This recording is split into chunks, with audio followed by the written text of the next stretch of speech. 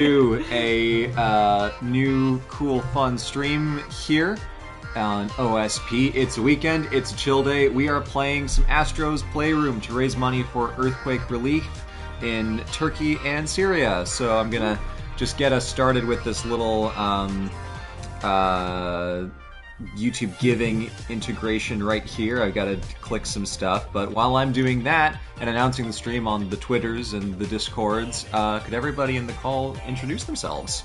Not it. Your turn. Red, you've been fucking got. It's the return of Robo Red. Once more, we stream directly from the PlayStation, and thus you cannot hear my dulcet tones unfiltered. Instead, I have been once more stripped of my mortal flesh and reborn in cold, pure circuitry. Anyway, it's Cyan. You get my pure dulcet tones because I am once again a person of human origins. I'm assuming this is the plot of Astro's Playroom. Yeah, basically. Yeah, pretty much. Yeah, I mean it's a sci-fi adventure, duh. Yeah, boy. But yeah, this is how you can tell us apart for once in your lives. Is I sound like a human and Red sounds like a robot. Okay, as I'm setting this up right now, control room, there we go. Oh, wow. That's the way. That's gonna be helpful for you. Yeah, seriously. You can do a little tweety tweet on the Twitter twits. It's not the Super Bowl yet, so y'all can hang out. Yeah, the Superb Owl isn't for another few hours, right? Yep. I totally know who's playing because I asked my mom yesterday morning. And I'm definitely sure what sport is being practiced. Well, you're a robot. You don't need to know about human constructs so such right. as sports. Honestly, it's very liberating to finally have a reason to not care about sports. Indigo's not here. We can bash on sports all we want. Go birds, go! We have a moral responsibility. Fly birds fly. Those fly birds fly. I don't know. Go fly birds. Honestly, people, if you want to donate in chat, I would recommend making a note with your donations about who you're going to support in this superb owl. $75 already. Fuck yeah. $141 already. Fuck yeah. Okay. I mean, donate for the cause. $5. But if you need extra motivation, feel free to donate with who you're going to fly eagles fly. There we go. How about chat? So, as we are getting set here, tell us how Red's audio is, because I can do some adjusting, just not a ton. Use caution. Criticism may not be tolerated in this form. I mean, the Eagles, if the Eagles win, we get to get supreme pole climbing content, so... Yes, I was recently informed of this. That, I guess Philly sports fans are so unhinged that they have to grease the poles so that people don't climb them, which feels like just adding a challenge to something that would otherwise be a mundane inconvenience. All right.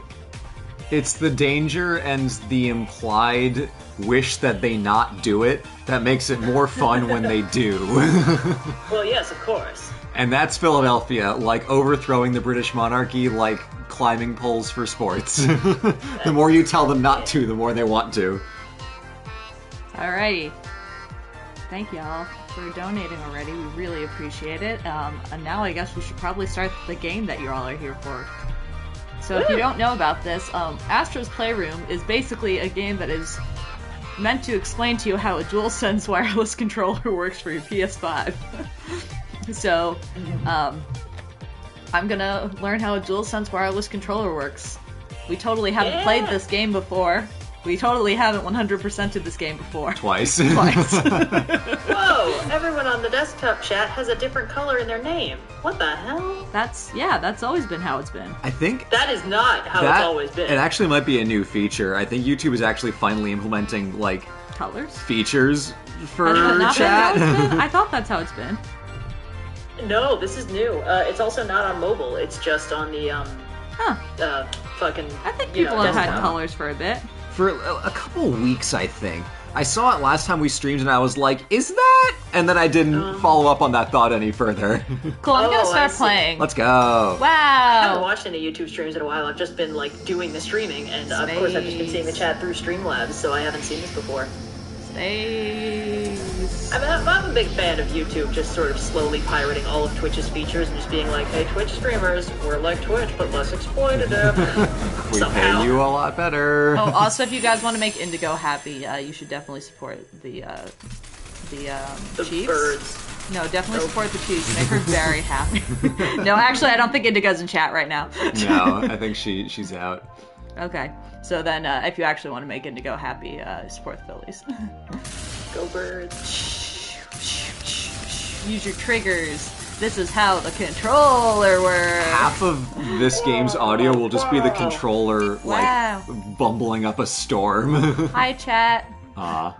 We love you. Thank you for your donation. Hold on, can I try to doodle something? Yes. Is the game audio a little bit loud? It's hard for me to tell. Oh, is it's that Cleo. It might be loud. I can actually adjust that. Yeah, if the game audio is too loud for you guys, then we can lower it for a bit. Boop, boop, boop, boop, boop. Someone's referencing the absolute best soundtrack from Devil May Cry, Devil Trigger. So now let's move on, shall we? Cleo is, of course, napping right behind us, which is good.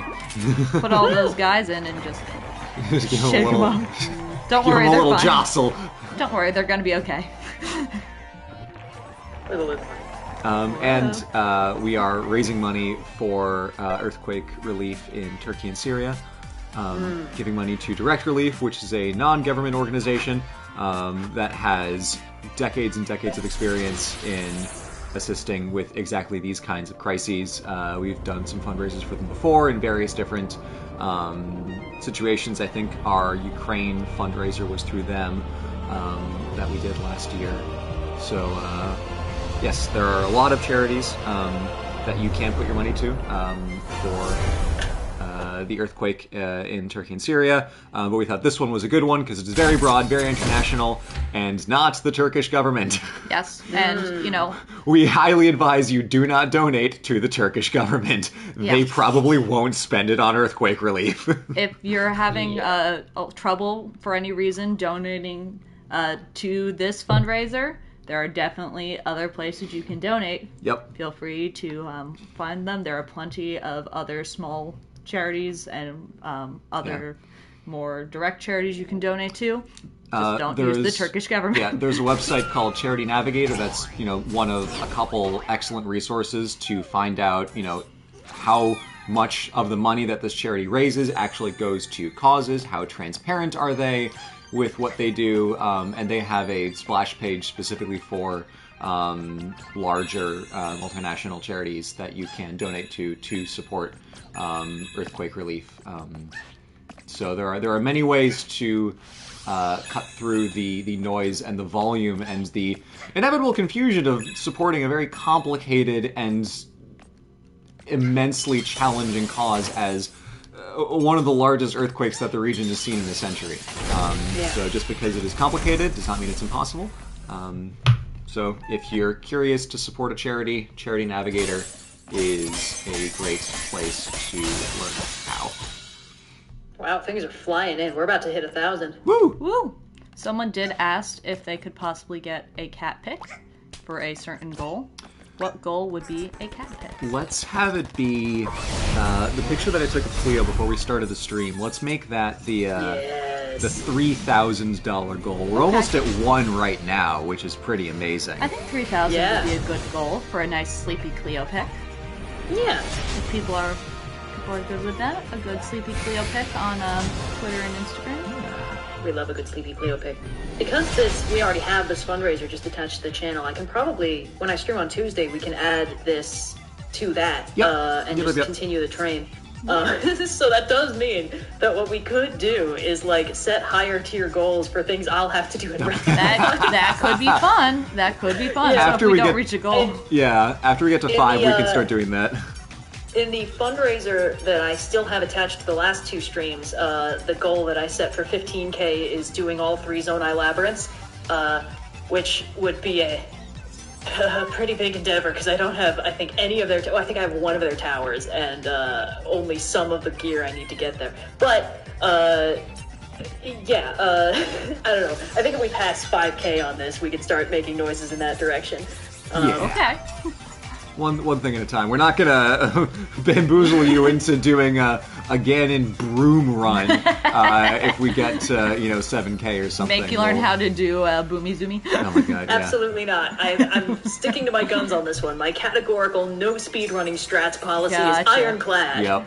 Just like my flesh in this Robo Reds. So, speaking of ironclad flesh, in this game, we are now in CPU Plaza. Welcome to the CPU of the PS5. This here is our little bubble friend. He gets very mad if you mess up his glass. He'll come and clean it. And this is Astro. Say hi, Astro.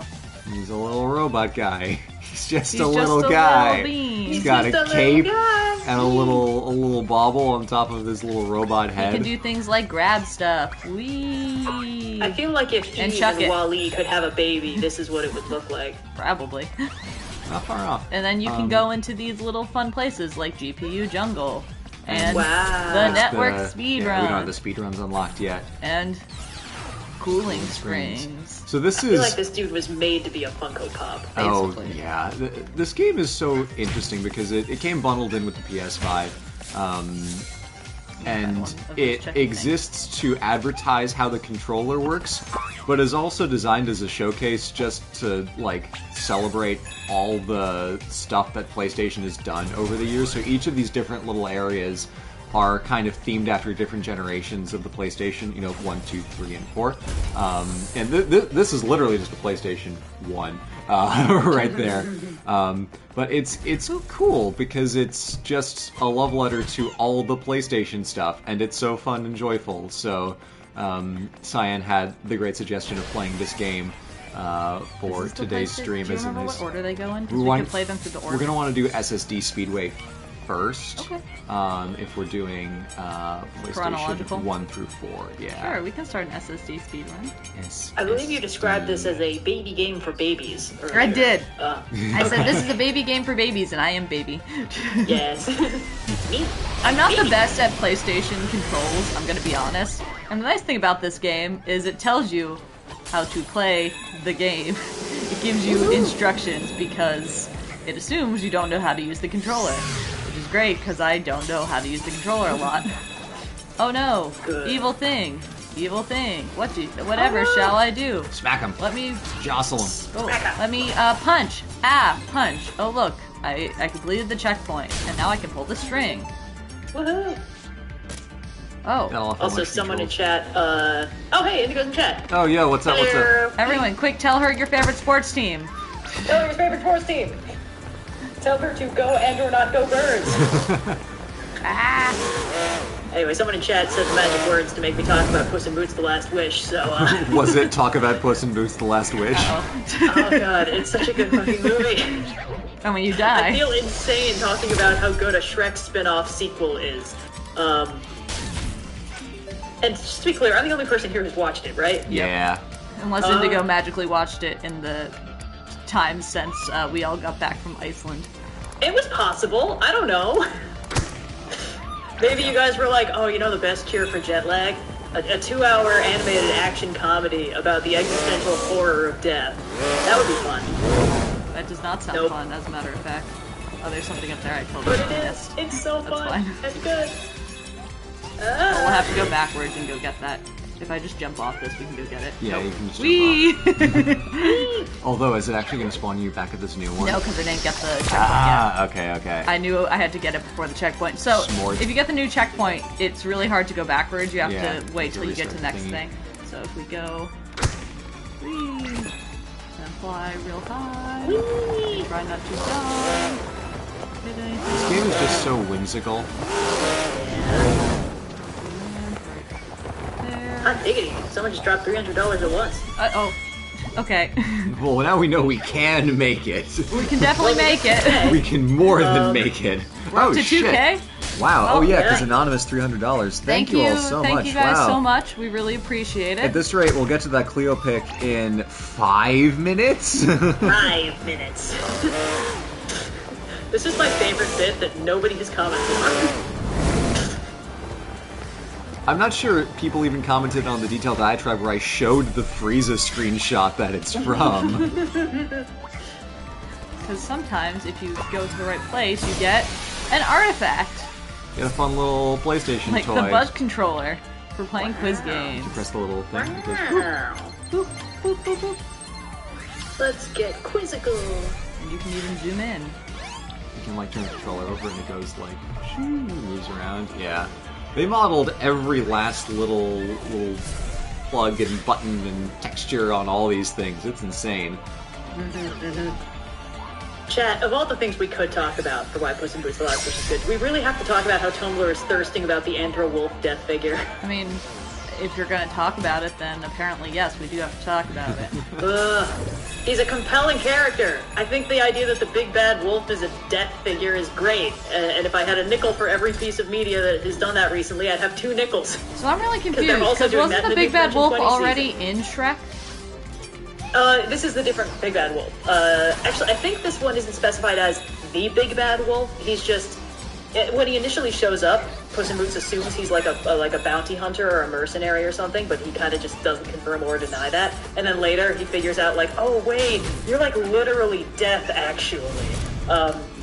So this isn't the glow up of the cross-dressing Big Bad Wolf from Shrek 1.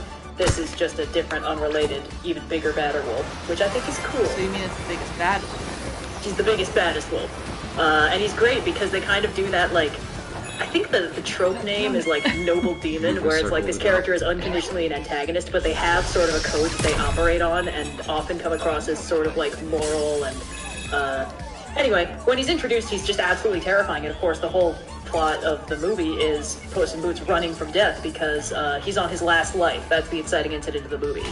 He got 9 of them, and he burned through 8 of them, and now he's confronting his unmortality, and he doesn't like it very much. But then he sort of comes to the, I mean, spoiler alert, it's got a really good, satisfying resolution, and him and Death are kind of like, okay, we sort of get it now, actually. And it's good.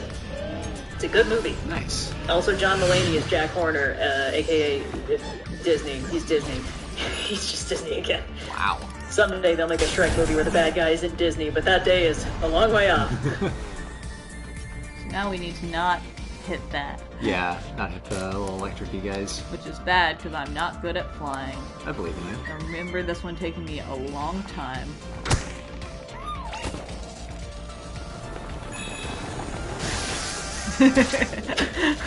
Glad you believed in me.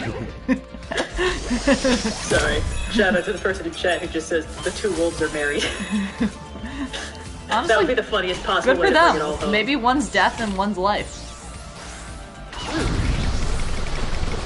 It was too deep. Probably not. Inside you are 2 wolves. One cross-dresses and one is the actual embodiment of death. Ow. That killed me? Yeah. Rude? Yeah, those little blobby green guys are a real scam. This is still a baby game for babies, right? It really is. Okay. I'm just not good. Because remember, boy. I am baby.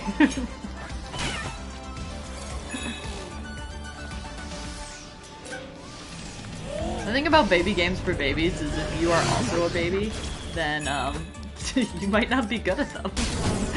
Is that why I suck at Pokemon? Gotta catch 'em all in your bed. What?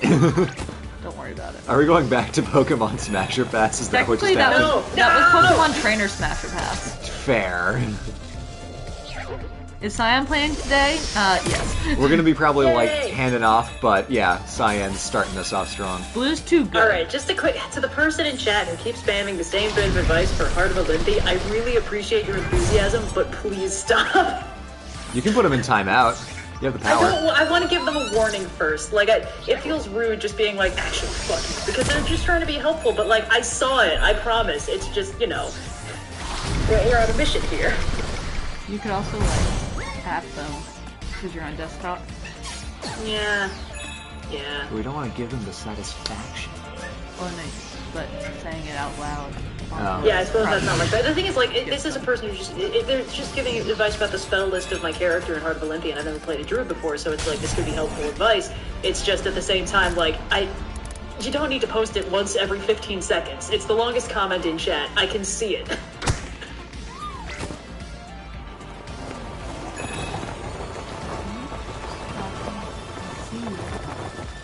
Nice. Okay.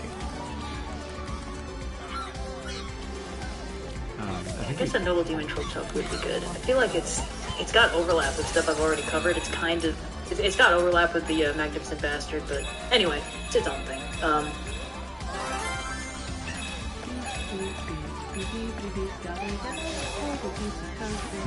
Famous PlayStation song.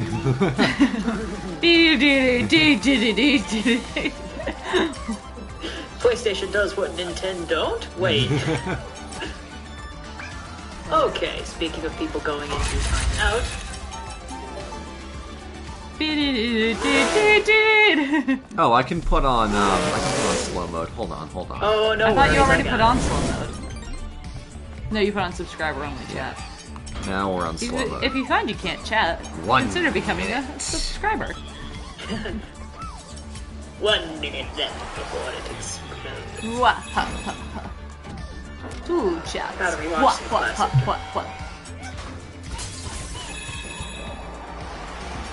I forget, are there 2 artifacts and 2 puzzle pieces? 2 artifacts and 4 puzzle pieces per stage.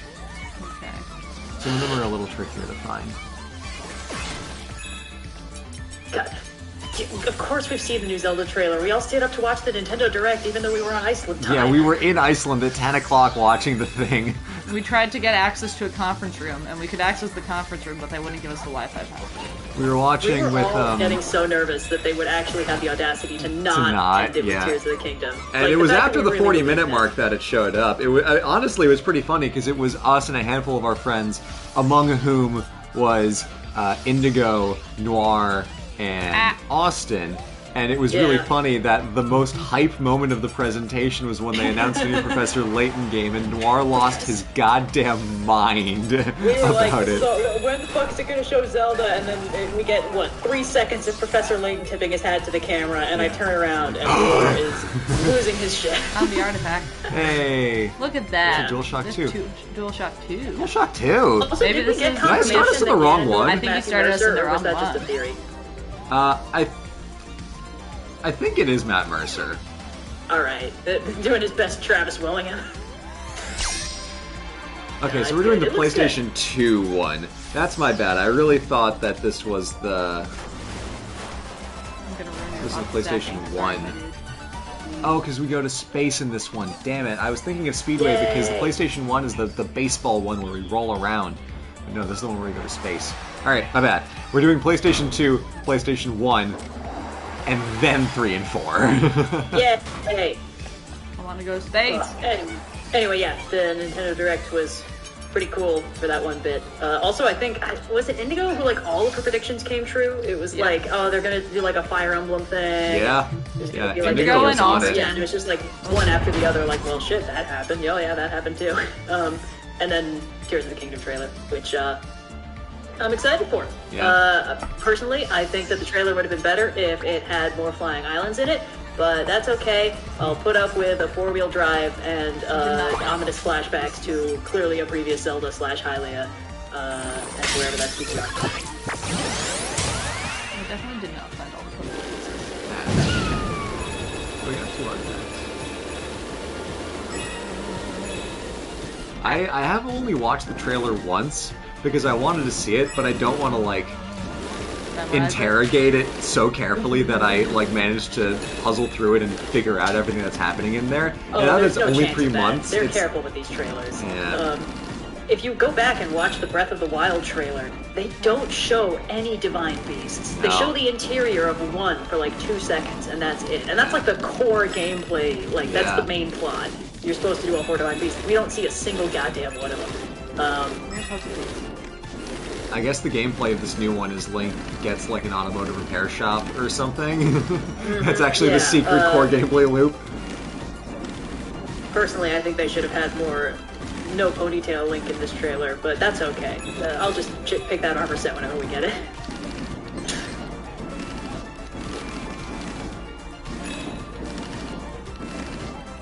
Oh yeah, and the Breath of the Wild trailer also never showed any champion besides like 2 seconds of Nipa. So if you sort of do that, you can get a feel for how little information is actually communicated in terms of what the trailer shows versus what the gameplay experience is. Yeah. Which is good. That's good, and they are good at that. And I'm confident that this game will have a lot of cool shit. And as long as we save Zelda at the end, I'm okay with whatever else happens. You can also tilt it to... I know, but I'm not good at flying with tilt control, so I just fly with this very slow.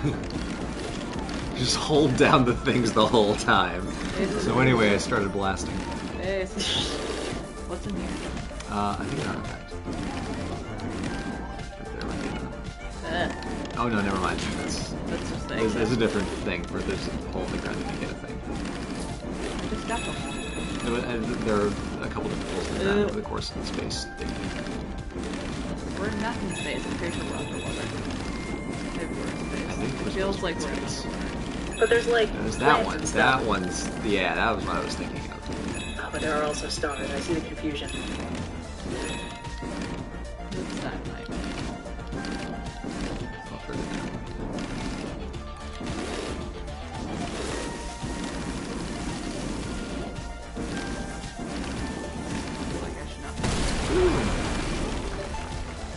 Ta-da! What do we got? Is that the PlayStation 2? PlayStation 2 multi. Guaranteed fun on tap. Wow. There's so much weird hardware they made for these things. It is always so interesting going back and seeing like the extinct technology, things that were, the hottest shit, or were trying to be, and then just sort of got made redundant or were replaced by something marginally more efficient and useful, and just kind of died. I've sort of kind of gone back and forth on this a little bit, because on the one hand I think that to a degree, like the success of, a piece of tech, a story, a work of art is kind of random, but there is a degree to which it's like, oh no, I see why this didn't really make it, or like, I see why this only ended up having niche appeal and didn't survive X, Y, or Z, Sometimes you go back to something and you're like, wow, this is so underrated, I can't believe this wasn't big, and sometimes you're like, oh, I see why this wasn't big. Well, that's seriously.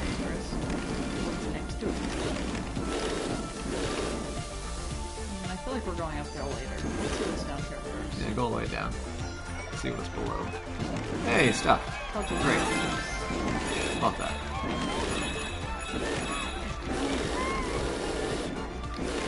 Someone says, I can kind of see why the Ouya didn't work out. God, that's funny. What's the... It was essentially... The premise was anticipating the concept of like a Steam Deck, except it can only play mobile games. What? Now ask yourself whether you would want to buy a console that can only play mobile games, and you have answered why the Ouya did not succeed. I am confusion. So we're people who bought the Ouya. Yeah. Ah, goody. Well, at least we're all in the same boat.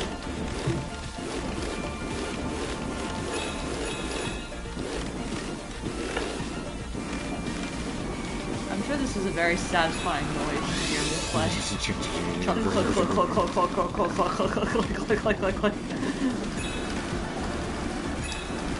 Did Red and Blue see Avatar 2 yet?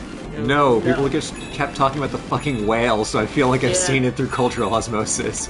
I have heard people be very impressed with it for, like, the visual effects, which is good. I've heard people say it's exactly the same as Avatar 1. Yeah. Like, bold of us to talk shit while not having seen it, but, like, I don't feel any desire to see it. I think I'm gonna do what I did with Game of Thrones, I'm gonna wait for it to be done, and then if it's good, I'll go back and watch it. But I need to go down in that hole. And you'll be able to get out of it. Yeah. But I can't... Oh, wait. Right. Yeah, baby game for babies. I'm not good at it, though, because I'm a baby. Your shoe lasers. Use the shoe. How we doing, by the way? We are at 2.7. Yeah. Thank you, guys. No, I'm not watching House of the Dragon. I can't believe everyone fell for that. Like, Game of Thrones ended in such a fucking tire fire, and HBO Max was like slitting the throats of its animated series for a tax break, and then 2 days later they were like, hey, baby, come back. I promise, Game of Thrones has changed, and everyone was like, holy shit, it's good now, and I'm sure it'll stay that way forever. Come on, people. There are other shows. I like that it's not like it's a trick, it's just the same as last time. I like that the acronym is HOT D.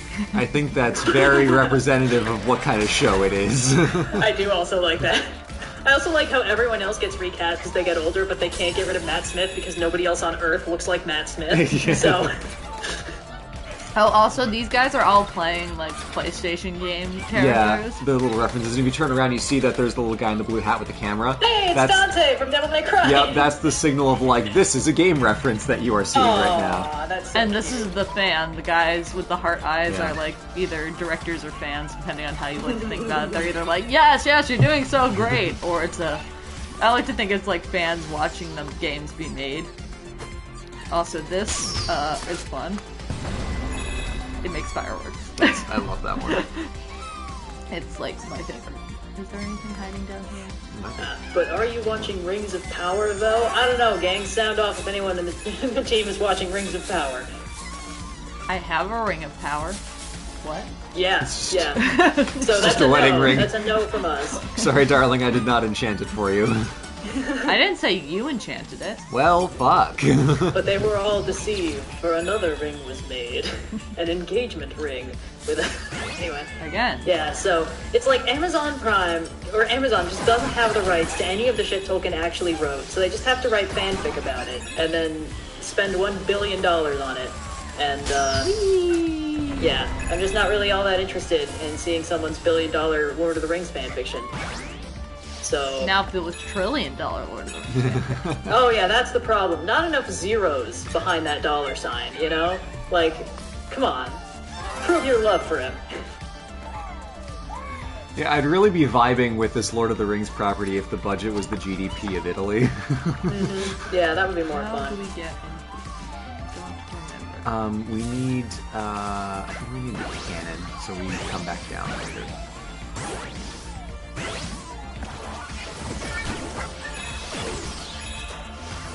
Who's the shoe? Gandalf. Yep, that's his name. Oh, Wipeout. Fuck yeah. Oricom. Oricom. We We consider playing Wipeout. For they were all deceived for another ring was made is one hell of a way to tell your family you're in a polycule. Honestly. Oh no, I just launched the... Oh my gosh, you booped that guy into a black hole. I promise that was not my intention, mostly. I don't know where to find a bomb. But Your Honor, she didn't mean to. Well, okay. Your Honor, he had it coming. He only had himself to blame. If you had been there... If you had seen it, I bet you would have done the same. Why is chat almost exclusively bringing up notoriously poorly received, like, remake, reboot, prequel, sequel, spin-off, that's how you get a bomb. cash grabs?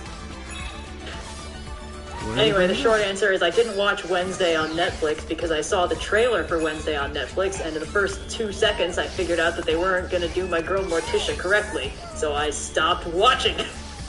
Because it's like, I don't remember what the scene is. It's like Wednesday and Gomez and Morticia are like in the office of a school that, and the headmistress is like, you know, your mother and I were roommates back in the day, and Wednesday's like, I'm surprised you retained your sanity. And Morticia gives her a look, like, don't embarrass me, where it's like, that's like just regular small talk in the Addams Family. Cannon, Who the fuck wrote this? Cannon. Then I didn't watch it, because I didn't think I would like it very much. Found the cannon. Woo! Gotta go blow up some shit. Give me a minute. I'll be RB. Cyan has acquired gun. No one is safe. Or babies. Whee! Also, I saw the pitch meeting for Wednesday, and that reaffirmed that I was correct to not watch it. So, once again, cannot overstate how much my opinion on pitch meeting just immediately went from, like, nothing to 100. It's so fun. Whee! I wish thumbnails didn't look like that, but that's okay. Look, guys, it's the iToy camera. It keeps your granny entertained. What? That was the thing. That's a real self-own from PlayStation that I'm impressed they had the the bravery to make. How is it supposed to work? It was a camera attachment for the PS2 that didn't really have a lot of practical applications. It was mostly a gimmick. How was it theoretically supposed to keep Granny entertained? There were some... I mean, I don't remember this very well because I was, like, 11. But there were some very, like, Wii bowling kind of games that they made with the iToy. That is, like, very much, you know, boomer games, for lack of a better word. Oh, I see. So the iToy was a way for Granny to play. Because it didn't require a controller. Oh, what, like you'd be able to, like a Proto-Connect or something? Kind of. Huh. And again, someone who actually, like, used this thing can confirm or deny more accurately than I can, but, yeah, I mean, there were a handful of games that were no controlling necessary.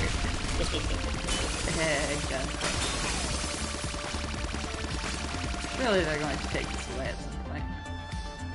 At the end of the stage.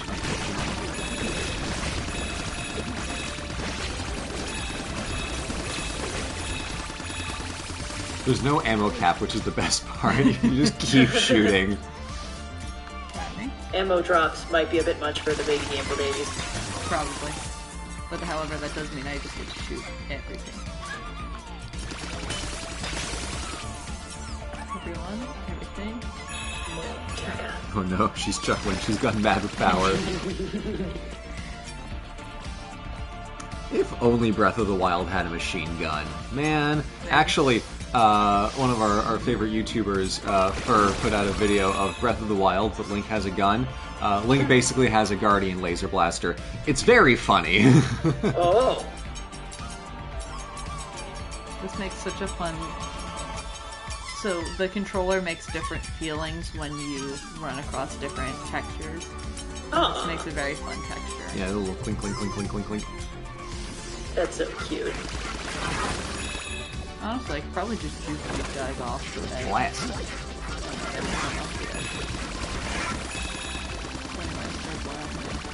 These green guys can actually still kill you, which is the funniest part. They look so non-threatening and soft, but they are actually some of the most dangerous enemies in the game. Stop playing. And then they never give you the gun again. No. Is there anything else I need to shoot? No, I know I have to pull the thing. I don't want to pull the thing. Don't make me. I don't wanna. Fine. Sorry, dude.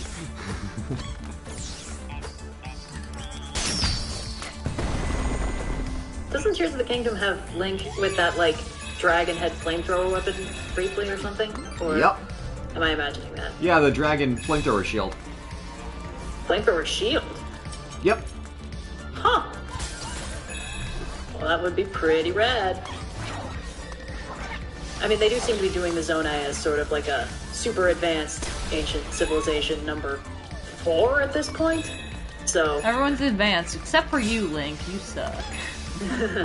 the greatest technology that Hylia could give the hero was a sword, which she makes a little bit sharper, and then the Zonai had fucking 4-wheelers.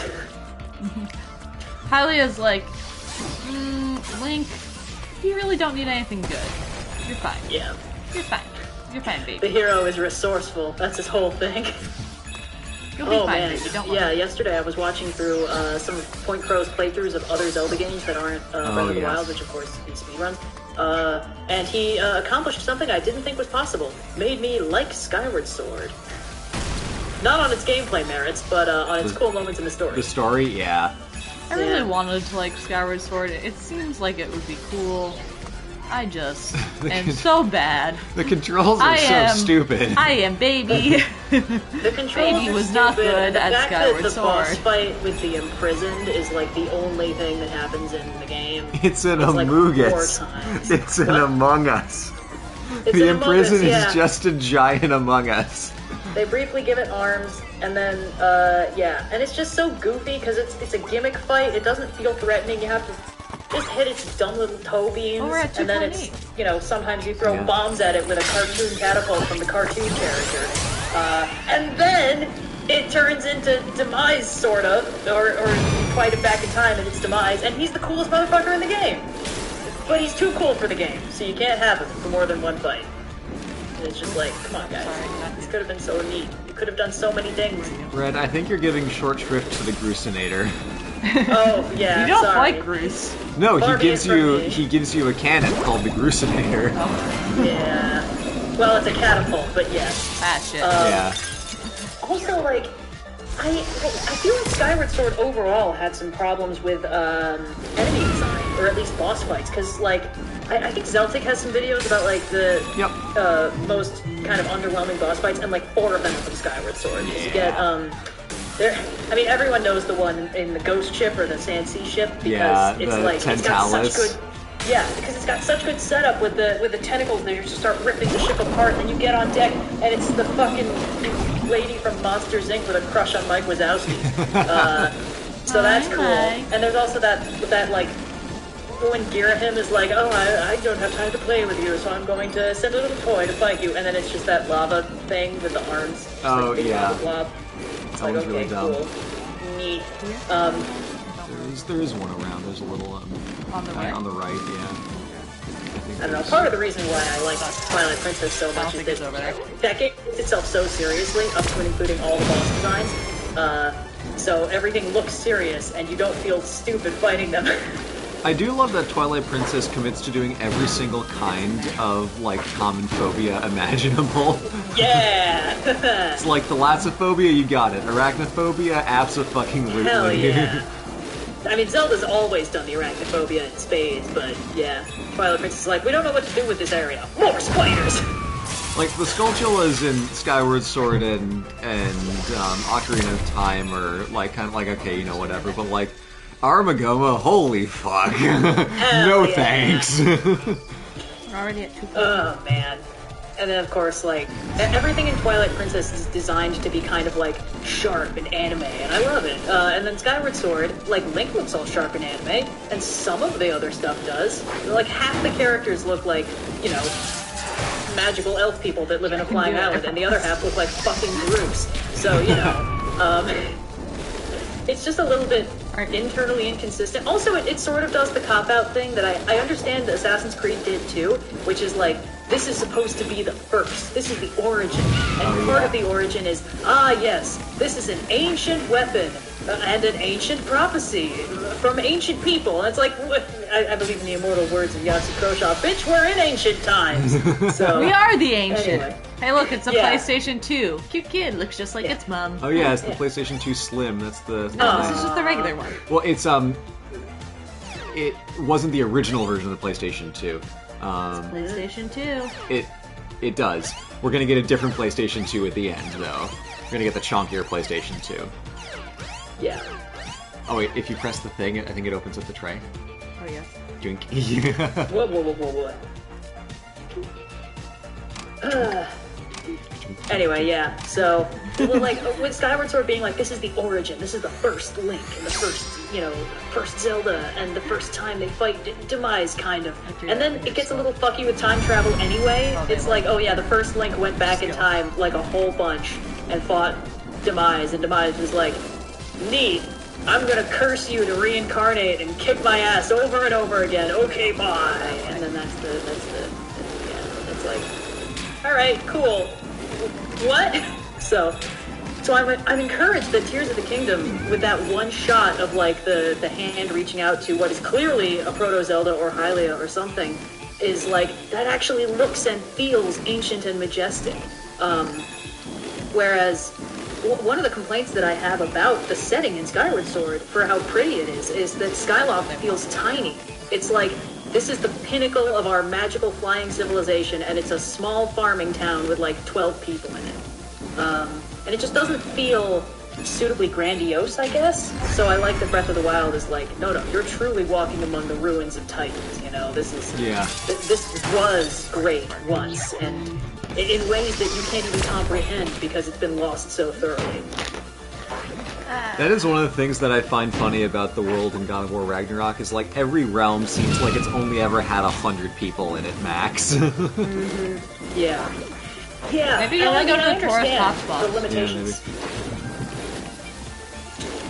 Because the other thing is, like, Skyloft is, like the person in chat said, it's the remnant of a catastrophe and a handful of people who are saved. I understand that. But, like, if we're going for, this is the first, you know, I feel like this should have been the age of calamity of Hyrule, you know? Not the age of calamity like the actual, fuck, this is confusing. I meant the critical role age of calamity, where it's like, this is as crazy as shit ever got. This was like, everything was overpowered, everyone was chucking around ridiculously powerful stuff, flying cities were the norm, you know, that sort of thing. As opposed to, you know, instead of like, this is Skyloft, it's, oh yes, our ancestors used to fly among the clouds in a small farming village with a lot of cat-related side quests, and it's just, it doesn't feel like the big, important, ancient history. You know, it just feels like you're sort of fucking around, and then it's like, by the way, magical destiny forever now, bye!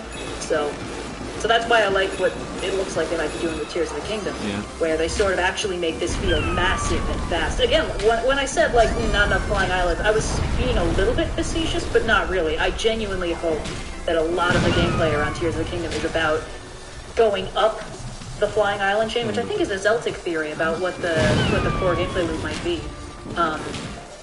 About just like climbing higher and higher, potentially even ascending through the cloud barrier that we see the dragons fly through. Oh yeah. If you pay attention. Because I think that would be A, so cool, and B, that's already how I play games anyway. It's just ascend. Oh my god! Well, thanks for the $1,000 donation, Blue Eyes White 7. Oh, holy crap. Thank you so much. God, thank you. Okay, well, post the cat. Yeah, alright. Yeah, Cleo pick incoming. I guess we need a $5,000 goal, suddenly.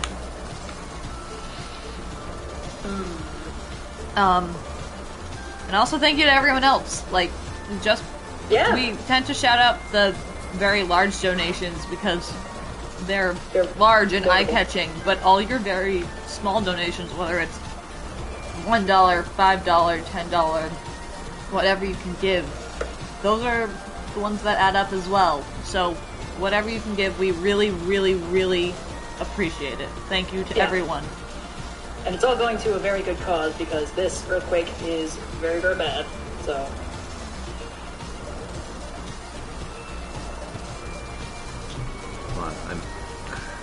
I'm slowly typing on my phone.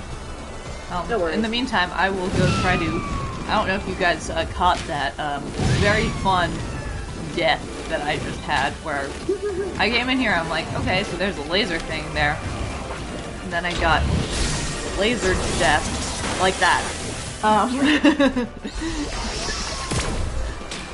Oh yeah, lest we continue dunking on Skyward Sword too much, there's a very good video from a few years back by Barry Kramer, about why the design of the sky in Skyward Sword didn't feel good. It's been a while since I watched it, but I do recommend just checking it out. And part of it is, for one thing, all the clouds are sort of like weirdly beige, like they're just sort of down tinted for some reason, which makes the sky feel just kind of dusty and weird. Also, there's almost no benefit to exploration. This should be like an open world expanse. It isn't. Might have been a height limitation at the time. But broadly, there's no benefit to exploration. The Sky Islands are all completely pointless. And it's like, oh, you have a game where, you ride a mighty bird steed and you fly around, and this is like the dream come true, and there's no point to it. A game that gives you the ability to fly and then like punishes you for using it feels like a crime. Also, while we're talking about the incongruous design aesthetic of Skyward Sword, I think the Lockwings shouldn't have looked like that. No. What, too doofy, Red? Like mighty eagles instead of fucking spoonbill pelican things. Like, come on. I kind of liked them. I kind of liked that they were super doofy. I think, I don't know. As a card-carrying Twilight Princess stan, I just feel like they should have been pointier. Pointy is fair. Yeah. Like, It's cool as hell that the bird logo on the Hylian crest is a Loftwing, and specifically the one on the Hylian shield that's red is your Loftwing. That's fucking cool. However, that crest is so stylized that they could have looked like anything and it would have been fine, and they just had to make them big-ass, goofy hornbill things. Hey look, it's God of War, a brand new game.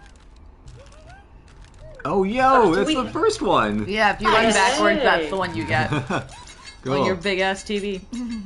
CRT. Yeah. Do we have to say outright that we're not going to play the Harry Potter blood libel game? Well, we're not. Just in case anyone was worried, we're not doing that. Yeah. I think, like, our approach of just kind of not talking about it has been objectively the correct move. So let's, We're going to continue not talking about it, but just in case anyone was concerned by our lack of talking about it, there's your talking.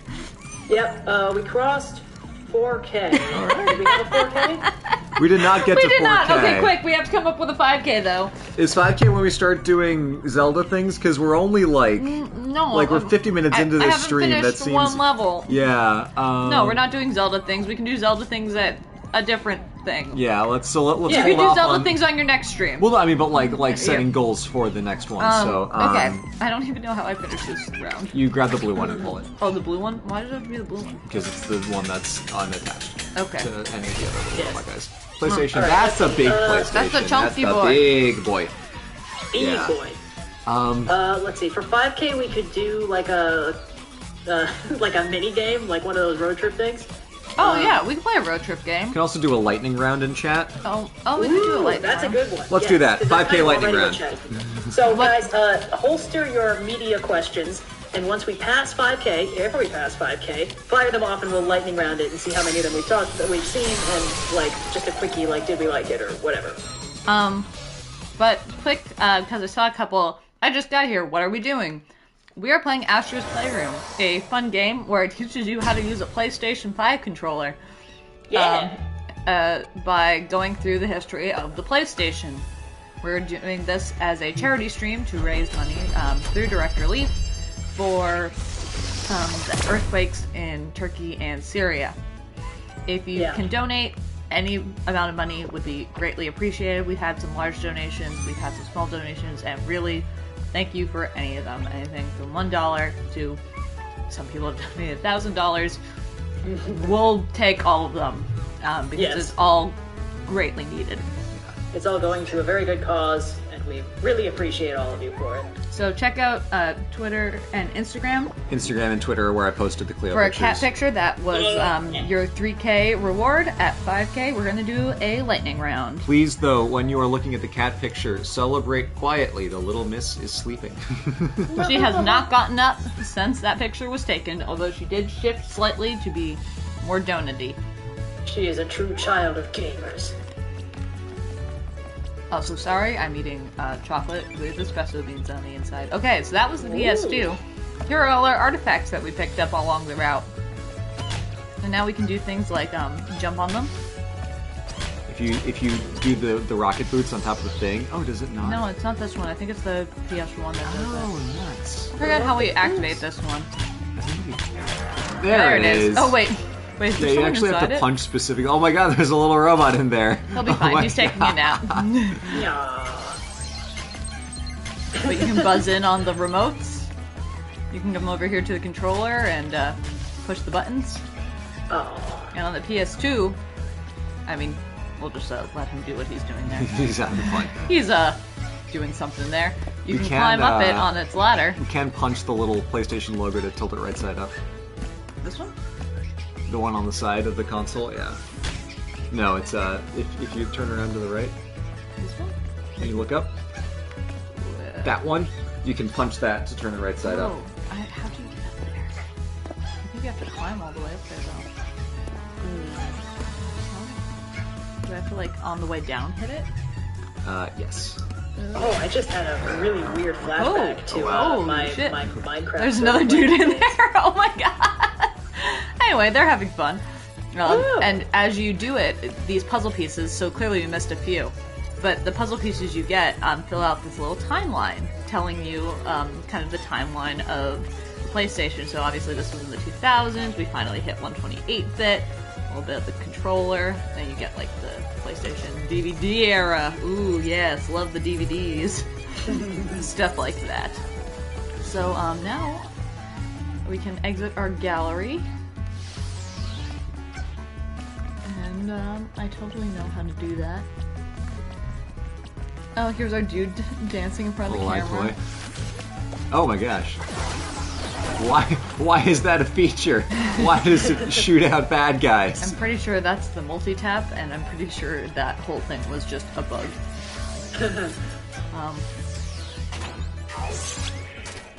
Oh, right, we have the vending machine, which will help you get the puzzle pieces we have you unlocked made and missed. Gambling.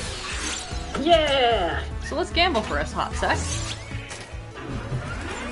We have 918 coins because your girl was bad and had to replay a couple things.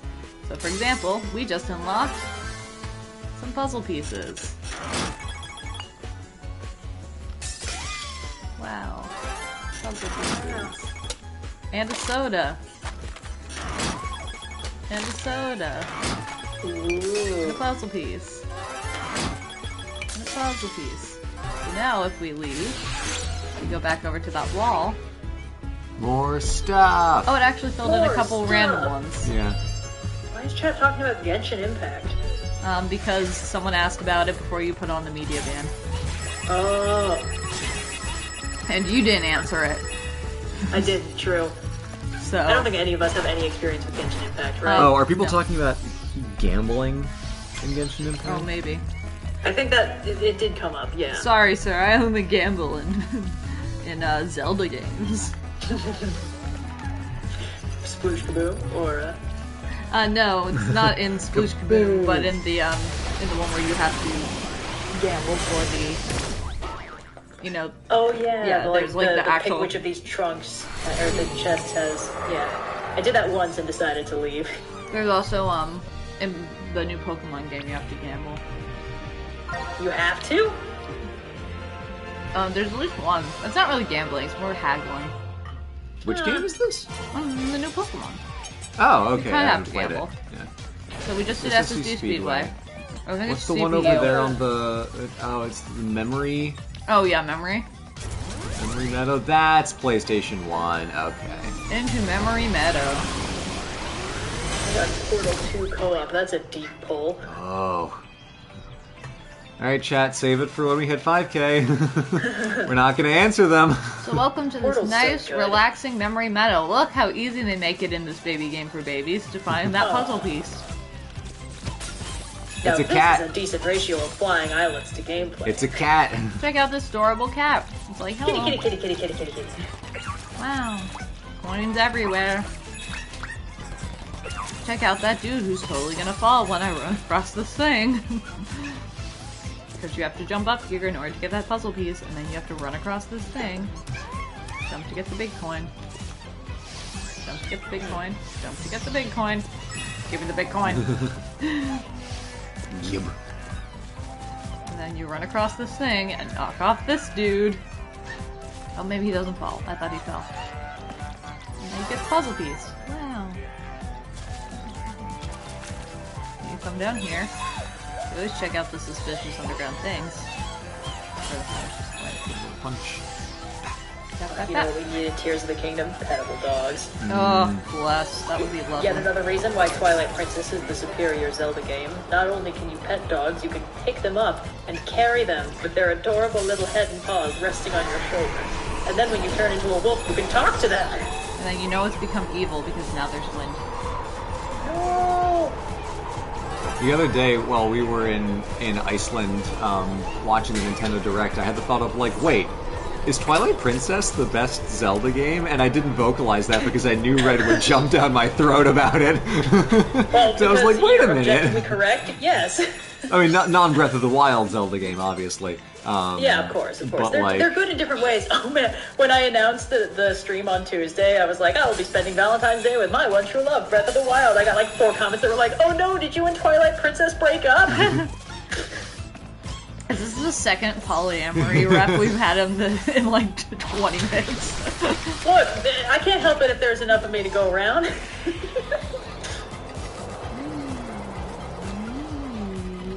Anyway, Twilight Princess is like my old high school sweetheart. You know, like we had something magical, and we still do.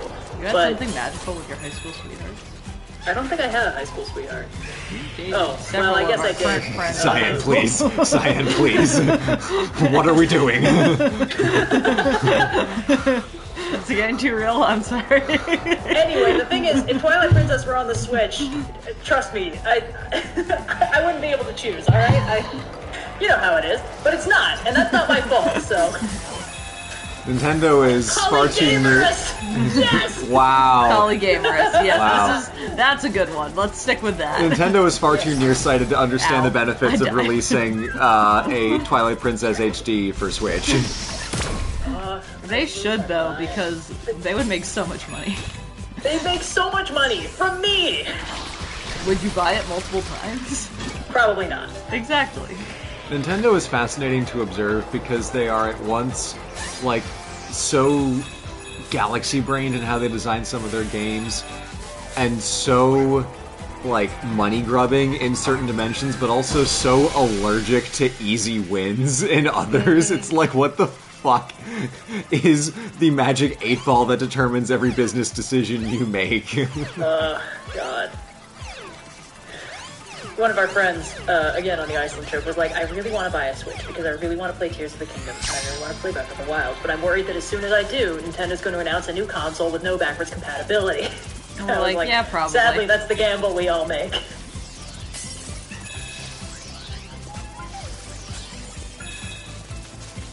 Land bees.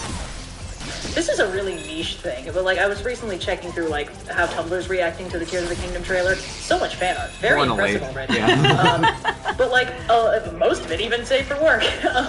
But a lot of what I saw, well, not like a lot, but like one of the common criticisms I saw is people just being like, "Ugh, I can't believe they made Link so bad looking," and I was like, Are we watching the same fucking thing? And it's like, the thing is, as far as I'm concerned, Twilight Princess Link and Skyward Sword Link and Breath of the Wild Link are basically the same. They all kind of look the same. But some people have really, like, I guess, specific tastes and are like, oh, look at how they stripped all the personality out of him by minutely changing his eyelid shape. Which is a hell of a thing to be really pissed off about. This is the internet. I guess. People have done more for less. I was just realizing that technically in your line of work, isn't all of Tumblr safe for work? Yeah, you know, yeah, I guess. Like, nobody's gonna yell at me about it. And ever since the great detitioning of 2018, it's been a lot safer to browse through as well. Well, no. Only I don't want to follow this conversation to its logical endpoint. I don't want to know where this goes. You guys have all seen the College Humor bit with the frog. Frog's got tits out to here, Kyra. I've never seen bigger tits in my life. I've seen bigger. Where? Tumblr? Go to hell! Anyway. And see. Anyway, donate to Direct Relief for the frogs. God. I think the thing is, I've just become desensitized to it, but Blue is not on Tumblr and is thus still, you know. Yeah. I am on and off Tumblr. Yeah. Off when I feel good about myself. As are most people. Yeah.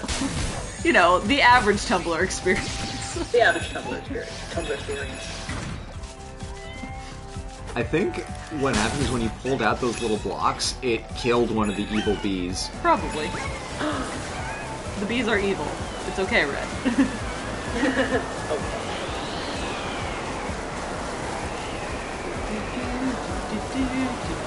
Okay. Just threw a Coke can in your face. People are just quoting the Tumblr CEO. I wanted it to be about buddies doing social media. That's why I started the BDSM tag. How many of them are getting what? How many of them are getting blocked by the Autobot? None that I'm seeing, but Indigo might be freeing them. Okay. If so, thank you, Indigo. Sorry, friends.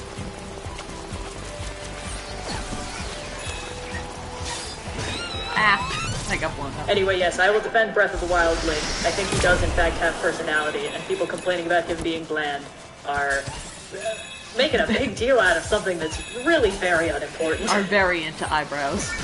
How much of Breath of the Wild do you spend looking at Link's face, anyway? The camera tells you what you're supposed to be looking at. Hate to see him move, but I love to watch him climb away.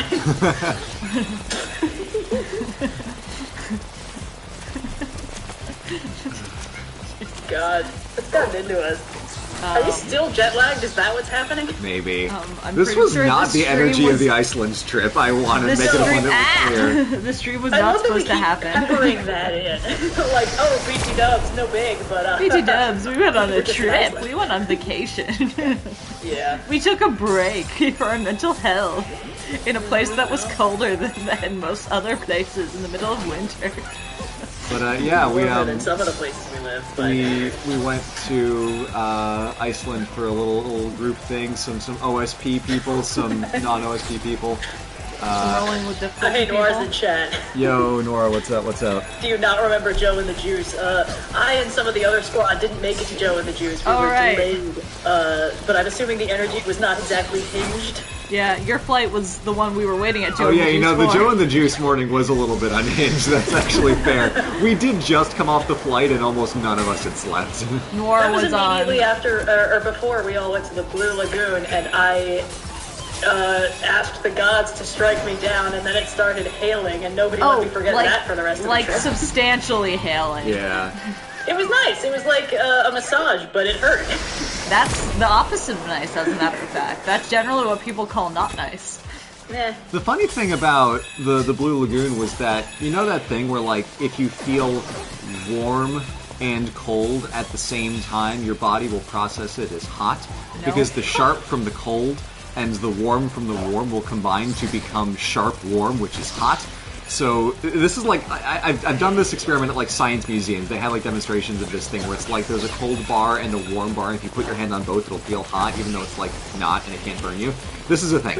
So the lagoon is warm, the air is cold, but then when it's hailing, there are these sharp little balls of ice getting pelted at your face, so it feels like hot, sharp rocks attacking you. It does kind of feel like pyroclastic flow probably would, but it was really fun. Oh, so, it was amazing. And honestly, I wouldn't have the intro to Iceland work any other way. Like, yeah, of course we go to a hot spring and immediately get hailed on. Like, obviously. That's like the true experience. The more you can get, like, contrasting sensations in Iceland at any given time, the more of an authentic experience you're getting. Yeah. Don't like And the we weather. actually managed to see some Aurora Borealis on, like, the last possible night that it could work. We did. Our group mostly went to sleep, and Red and I were taking point No one was outside. asleep. Everyone was just in their rooms because I sent them all to bed.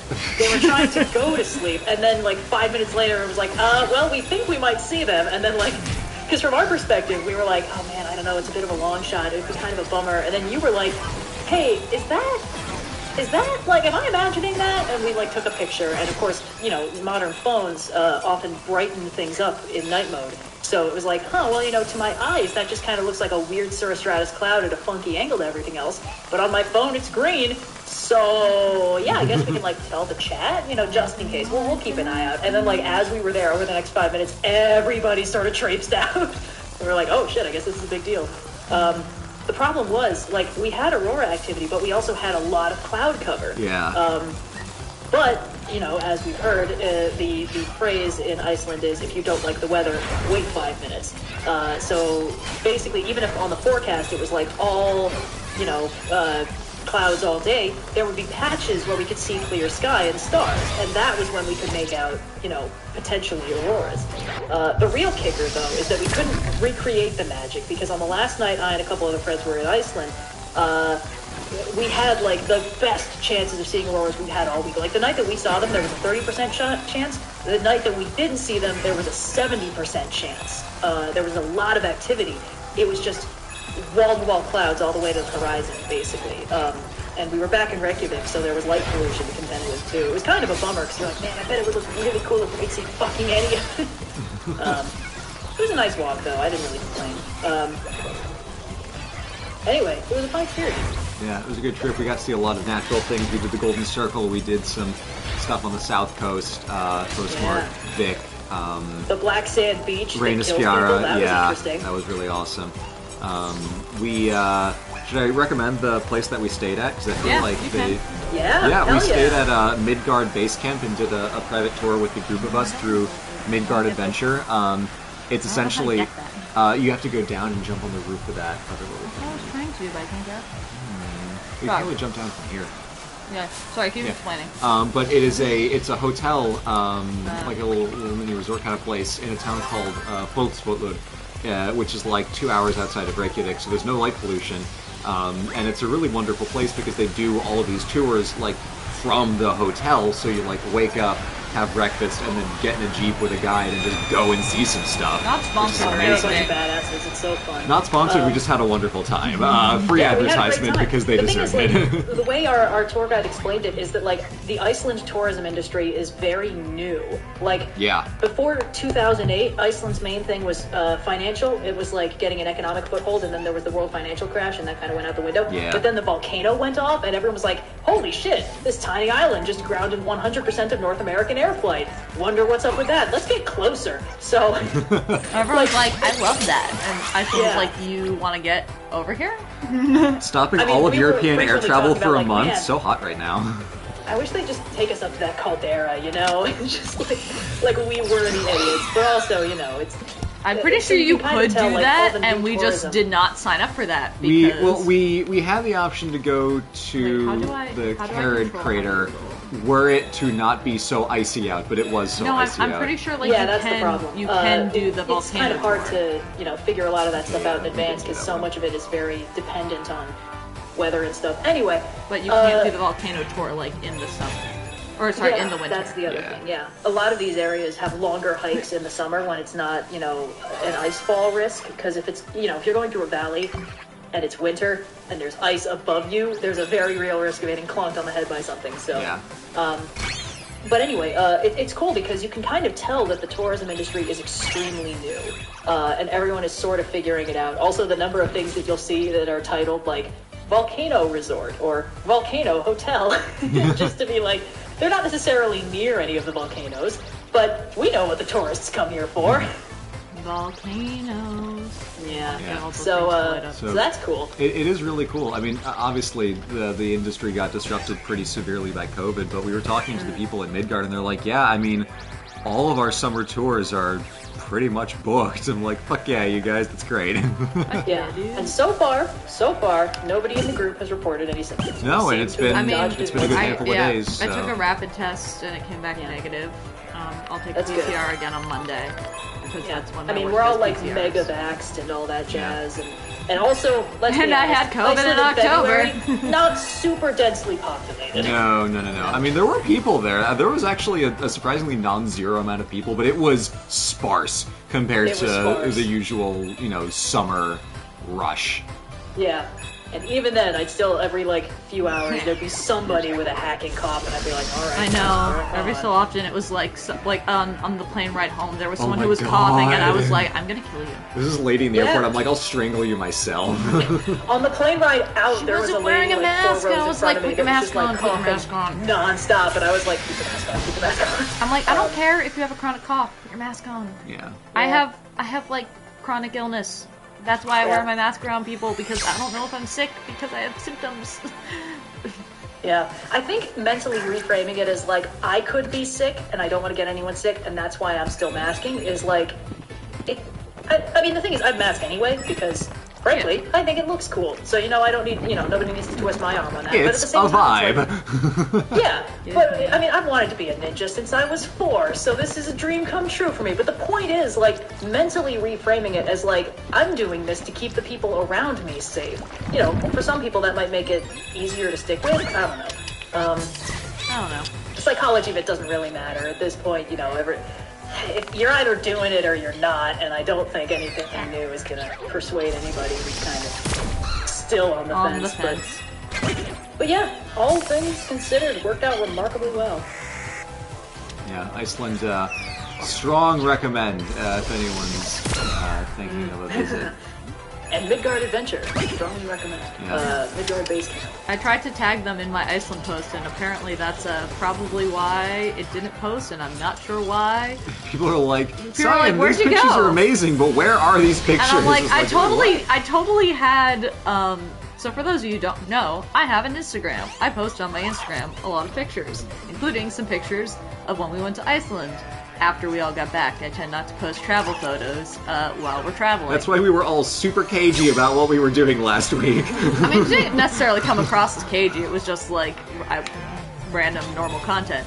But it was included not photos of our trip, because I don't like to post photos of our trip while we're taking it. I wait till we get back for safety reasons, because, you know. And also then you get the full album. Yeah.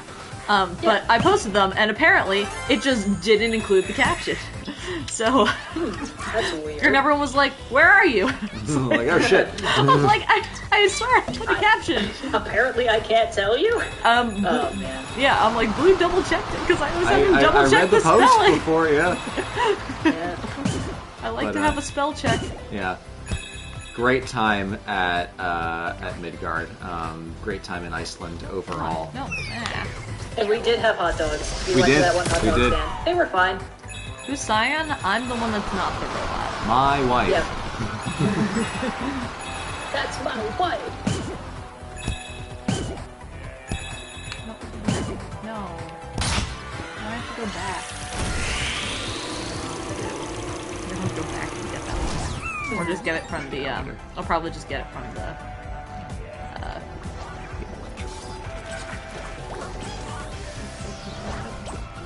So anyway, Iceland was a good time. It was good. It was colder than some places and warmer than others. It was warmer than most of the northeast of the U.S. It was this past weekend. I'm just glad that everybody indulged me being like, hey, let's go in February. We saw the aurora, didn't we? We saw the aurora. And frankly, it was not crowded. We saw the aurora. And honestly, the only problem, really, life advice, if you're going to go in the winter and you live in a cold place, just be prepared for wind. It gets windy. Yeah. It's very windy. It's still damp. Iceland is not dry. So it is damp. It is a damp place. And if it is damp and windy at the same time, it is colder than the temperature is. So yeah, I'd say that be prepared for those two things. Get the snow pants. I didn't get the snow pants, and honestly, the day that I bundled up with thermal leggings, I was still fine. But most days I didn't do that, and cotton kills, people. Don't wear jeans if you're hiking out where it's damp. Wool is great. Wear wool. Would recommend wool. Wool can absorb a lot of its weight in water. Which is great until it does absorb 3 times its weight in water, and then you are lugging around 3 times the weight of your jeans in water. But like, for example, I wore a wool dress over like a wool underlayer, and I stayed very dry. And I died. I also died. Oh, we're at 4.8. Okay. Oh. Start getting your donations ready, and also your Which, speaking of, someone ready. says, just out of curiosity, what organization is this going to? This is going to Direct Relief, which is a multinational charity that operates in a whole bunch of countries, most of them, in fact, doing all kinds of targeted relief for specific causes in general and emergencies in particular. Yes. So they are who we are choosing to support for earthquake relief in Syria and Turkey. Because there are many, many local organizations on the ground in Turkey, based out of Turkey, but we wanted to go with one that was more international, more accessible, on YouTube giving automatically, which just makes our lives easier. And one that we've used before and we trust because they are extremely highly rated by Charity Navigator and other similar organizations. That's not to say that other organizations are not great. Generally, if you missed the earlier part of the streams, there are a lot of smaller charities that are very good. If you follow Jaxie Whipper, he posted a list on his story yesterday, I believe he said. Yeah, with some organizations. Some organizations that local. were very good. Yeah. That are very local to Turkey. The main thing is you just generally may not want to donate directly to their government. Yeah. However, there are a lot of great local organizations that are directly on the ground. We generally choose Direct Relief. It's the same one that you chose for the Ukraine. Yeah. Just because it tends to get on the ground very quickly. They tend to give funds to these local organizations, but they're a quick way to get the funds to them without having to give to each individual organization. Yeah. And because they are such a large group that have so much stuff just kind of ready to go, they have the ability to respond very quickly, which is critical in situations like that where there are people that need saving, and getting to them fast is the whole thing. So they have that's why the resources we that we do support not. them. Yeah. But in general, don't give money to the Turkish government. They won't spend it on earthquake relief. This was a known thing a few years back. If you give money to the Turkish government to spend on earthquake relief, it goes into a slush fund for Erdogan's re-election campaign. So don't do it. just don't. Just don't. Also, I have a second. Oh shit! Well, we hit 5K. I was gonna say my second 5K incentive, but maybe I'll push it back to 6. Push that back. I will make that the 6K incentive. All right, chat. We are now entered the lightning round, so feel free to post your media things in chat. I can stand right here. Oh, let me get this guy out of the way. Shows or of TV, and we will tell you. Minish Cap, have not played it, excited to with the new Nintendo Online thing. I'm super excited. We were thinking about doing stuff like that, but we decided to do PlayStation. It's a little easier. Genshin, never. No, too weird. Jesus, it's speeding up. Oh no. Fuck. Legend of Vox Machina Season 2. I just finished it. I loved it. I want to Season 3 already. Interested, but haven't seen anything about it. I've played only Civilization Revolution, which is the shitty console one, but I still had fun. Nope. Last of Us show, I'm too much of a bitch. What? There's a show? Half an hour of the first episode. It's scary, and then it just gets really fucking sad. I didn't even know there was a show. Yeah. Let's see. Oh, yeah. How'd I get shocked in midair? Dead Cells? No. Oh, Jesus Christ. Oh, I do want to play the new Dead Cells. They made a Dead Cells that's Castlevania that's coming out later this month. Oh, yes. Super excited I was about to say what's Dead Cells, but I do know what Dead Cells is. The Owl House is really good. Everybody should watch it. It got screwed over by the mouse, but that's okay. Arcane slaps. Everybody should watch it. Hi-Fi Rush. It seems cool. I have not played it. I have no idea what we're talking about. Star Wars Battlefront 2, the original one, the only one that matters. That game kicks ass. Really good with mods. Very fun to have modded that game. I've gotten several episodes through Andor because a couple of my friends on the Iceland trip were like, "We're finally going to make you watch this." Want to watch it? Haven't watched it. Getting a trend? Bionicle? Oh boy, Bionicle! Yeah, dude. Let's talk about Bionicle. Who got a Bionicle for their birthday this year? I did. Noir got me the Tahu Lego Bionicle for my birthday, and it was amazing. Aww. Nier Automata, watched somebody play it. Seems fine. Mitchell vs. the Machines is good. Slaps. What? Let's see. Hades is good. Persona 5 is good. I swear I'm cool, guys. I promise. Actually, Hades is cool. Persona 5 I haven't played, but I'm interested in. Splatoon, no. Paper Mario, Splatoon looks cute. Paper Mario I actually played a little bit of, but I never played, like, a lot of. Bayonetta seems too horny. I think Bayonetta's too horny. The new one looked kind of cute. Bayonetta feels like it's horny for a demographic of people that doesn't exist. The new one they announced at the cute. the Nintendo Direct was like a kid's game, which like that doesn't jive with the rest of the tone. It looked cute. It did look cute. That was part of the problem. I'm like, when is this gonna bait and switch? Celeste? We were there for when Tim was playing it for part of the stream. Yeah. It looks hard. Yeah, it does. Actually, it looks very difficult. Umbrella Academy lost me in Season 2. It's not for me. I liked it. So I actually read a lot of Umbrella Academy. Oh, yeah? Yeah.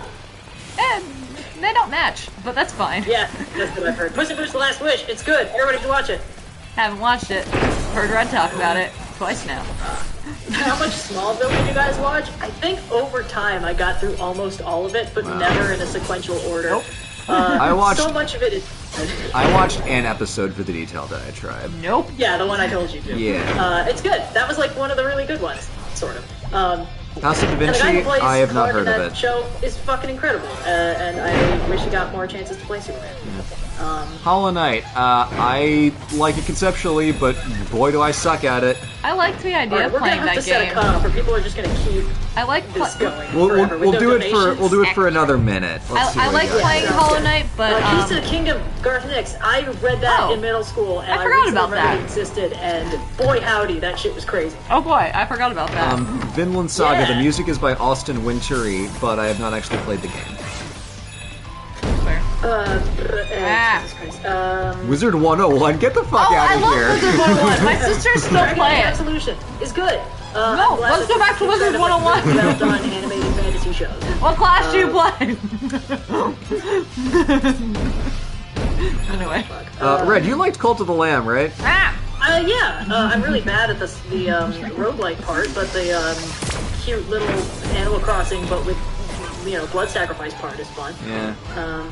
How many ways can I die in Blood of Zeus. I actually didn't watch Blood of Zeus. It seemed like it would be my thing, and then I just didn't do it. You know, we were talking to Jack Zwipper and his wife yesterday. We were playing Dracula at their house. They were like, have you watched Blood of Zeus? It's weirdly violent towards women. And I'm like, oh boy! Why were we all talking about that? I think that's actually what I heard that made me like, yeah, maybe not, and I just didn't look into it any further. Mr. Sandman. Leverage is good. Everybody should watch it. Oh look, I forgot about the giant. Oh yeah. I don't really know what's going on with that, but it's neat. It's a reference to something or other. Elden Ring. It definitely no, is that. haven't played Trigun Stampede. I think I've seen some stuff from that. It's like some new Castlevania. Batch the Stampede thingy. I watched the original Trigun and I read the entire manga. You guys love Castlevania. Yeah, Castlevania is great. Kung Haven't Fu played Panda any of the as a whole games. is great. Liked the show. Okay, we gotta cut this off. It's all definitely right. been a minute. I'm a big fan of Kung Fu scene. Panda. That concludes the the lightning round. They specifically asked about Kung Fu Panda 3, but I just wanted to talk about Kung Fu Panda as a whole. Kung Fu Panda 3 is fine. It's like, the first one's good, second one's excellent, third one's fine. And for some reason the main villain's main theme is just, I'm So Sorry by Imagine Dragons. Like, made an epic orchestral remix, which was a weird choice. Anyway, yeah. My lightning round. Other tier reward was going to be at 6K. I want to post the awesome ice throwing picture one of you guys took of me. Oh yeah, for sure. Oh yeah. We went to a museum called Perlan, which is a science museum. Yeah, it's the big museum in Reykjavik, in which is contained a whole ass ice cave. It is so cool. And much safer. I did post one picture of the ice cave on my Instagram, but it doesn't have anyone in it. I specifically tend to not post people on my Instagram for maybe obvious reasons. When I went through the Group album yesterday, I was like, oh, these ones are of me, and I'll just be downloading that. They make it weirdly difficult. I think because there's some fancy thing they have where it's like, you can, like, if you mouse over a person, it'll, like, select them and be like, you want to copy just that? And it's like, no, I want to copy the cool-ass place I was. Anyway. Yeah. Alright, that concludes the lightning round. Thank you, team. Alright, everybody chill out. Come on. Come on. Oh, Red, I don't know if you saw Jack Zwipper's Instagram post. It was indeed Sephiroth's theme was the song he was waiting. Yeah, he posted it yesterday. Blue almost said it at the 7 o'clock show, and then didn't because he was like, oh, I don't wanna be that guy. And Jack was like, oh, you should have. You should have. Like, all right, oh well. next time. Next time. Was I the one who figured that out? I don't remember. I think you were part of the group. Of our friend gang, you would have been like, is it Sephiroth's theme? I think I would like. I saw the equations in my mind where he was like, because we were like, it's not Simple and Clean by Kingdom Hearts, but he said it was kind of close. What's the? And he's like, it's got a good rhythm, and I was like, oh, wait a fucking second, wait, hold on, has nobody ever done this one? Yeah. And also, we were playing Smash Bros with him, and he kept playing as Sephiroth, and then afterwards I was like, was that a fucking... Typically Sephiroth with no shirt on. Yeah, sexy Sephiroth, no shirt. Yeah. The only way to play it. Yeah. But for context, chat, we're dancing on the subject without actually explaining it. He had a song that he wanted to be requested requested for years and years and years, and no one ever did. And he gave me this information for us as friends when we all went to go see him over the summer at the Ren Fair. He was like, there's a song that I wanted people to guess, but no one has. And we're like, what is it? It's from a video game. And he's like, no, it's gotta be organic. Like, see if you can get it. So we went to like 4 shows and we couldn't get it. And the first thing I did was I talked to him, I'm like, are you a Final Fantasy man? And he's like, yes, I am. He's like, yes, like, you're gonna have to guess. And I was like, okay, and I guess Simple and Clean. And that wasn't it. And I'm like, well, that's the only Final Fantasy song I know. And then we just... It's not even a Final Fantasy song. Well, you know, it's on the same ballpark. It's in the same ballpark. Nope, stop it. But anyway, so then we got colder and colder and colder. I guess Pokemon, he was like, stop it. I guess Halo, and that was not it. No, stop it. That's not got a beat. It's just, anyway, it's fine. Off this ride. I want off this ride. So anyway, someone did eventually guess that it was Sephiroth's theme song, and it was very fun, and he posted it on his Instagram yesterday. Yeah! Shout out to that guy. There's one. Get up there. Because we have to take the danger noodle path. Danger path. I like that they have the little robot skull. I like how those things keep blinking at me like, yeah, we're gonna hit you. We're gonna hit you. We're gonna get you. I'm gonna get you. I'm gonna get you. Made a bunch of...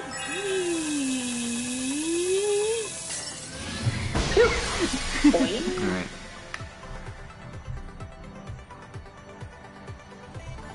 Person being like, Red said Pocket Dark Station. Kingdom Big was in crazy, Japan. but I don't know if she means crazy good or crazy bad. I don't really know either. It's been a while since I read them. I remember them being very formative, but I feel like I remember the ending kind of losing me, although that might have just been because I didn't like 100% get it. Final Fantasy. Someone said the only Final Fantasy song I can remember is Blinded by the Light.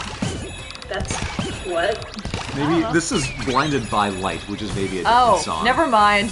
Oh, okay. You know, that makes a lot more sense. It would help if I could read. One day I'll learn.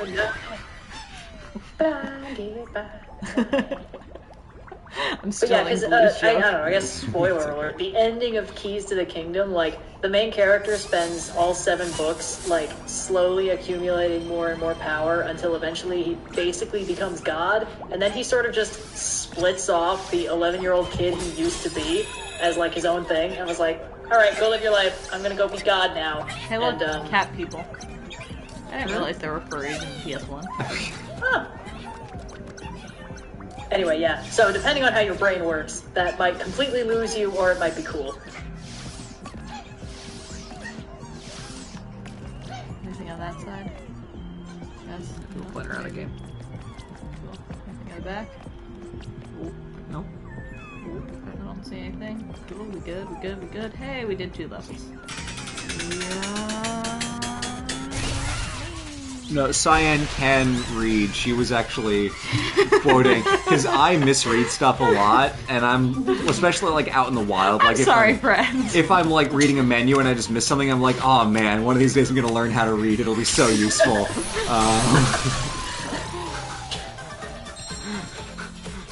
Both of us can actually read. I promise I can read. It's just sometimes difficult. It would be very impressive if I made it this far and didn't know how to read. But I do. I promise. I actually have my master's degree. Hey-o. Do I use it? No. But I got it. Big move. Got that higher education. Degree in unrelated subjects, rise up. Yeah. So this is your PlayStation 1 stuff, including the Astrobot game from Team Asobi. On the subject of degrees, I love when I say that I studied, or that I am a classicist, and people think that I said I am a classist, which is not the same thing, and is not what anyone should aspire to be. I love misunderstood degree titles. That's why I went out of my way to acquire a BS in math. See, I just say you're a historian. It makes life a little bit easier. And it's accurate. Yeah. Let's go gamble some more. Try to get some of that stuff I missed. Ooh, there's gold ones. There's a lot of coke cans in here. We're gonna say there's a little cocaine. Went a little Patrick Warburton on that one. Don't do drugs, kids. Can you go? Yeah, I'm gonna go check that out. Can you go check on the zooming cat? Clea ran out of the bathroom suspiciously fast. Oh, we got a gold ball. Check out the gold ball. Yeah. Wow. New artifact. It's the PSP microphone, but we haven't gotten the PSP yet.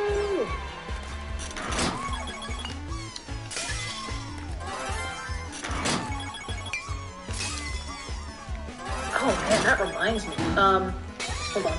Let me find the channel I'm about to recommend, just to make sure I get the name right. There it is. Well, like when you get a Coke can, he shakes his head like, ugh, you suck. What? Sorry. When you get a Coke can, he shakes his head like, ugh, you suck. Oh, that's adorable. Channel I was going to talk about. Bobby Broccoli does, like, video essays about the history of weird shit in the field of, like, scientific research. Not in the space of, like, this discovery was wild, but in the space of, like, this person tried to fake the discovery of an element. Or, like, a 3-part saga about this very, very complicated situation where a guy nearly faked his way to a Nobel Prize and then got his PhD revoked for it. And I was reminded of this because it was about transistor technology, which was just huge for the development of miniaturized electronics. And it was why, is it Moore's Law about processing power doubling every 18 months? Yep. I think that's Moore's Law. Yep. Yeah, Moore's Law only happened because of transistors getting smaller and more efficient, but they eventually got small enough that basically you started running into what amounts to the pixel resolution of the universe, aka quantum shit started happening.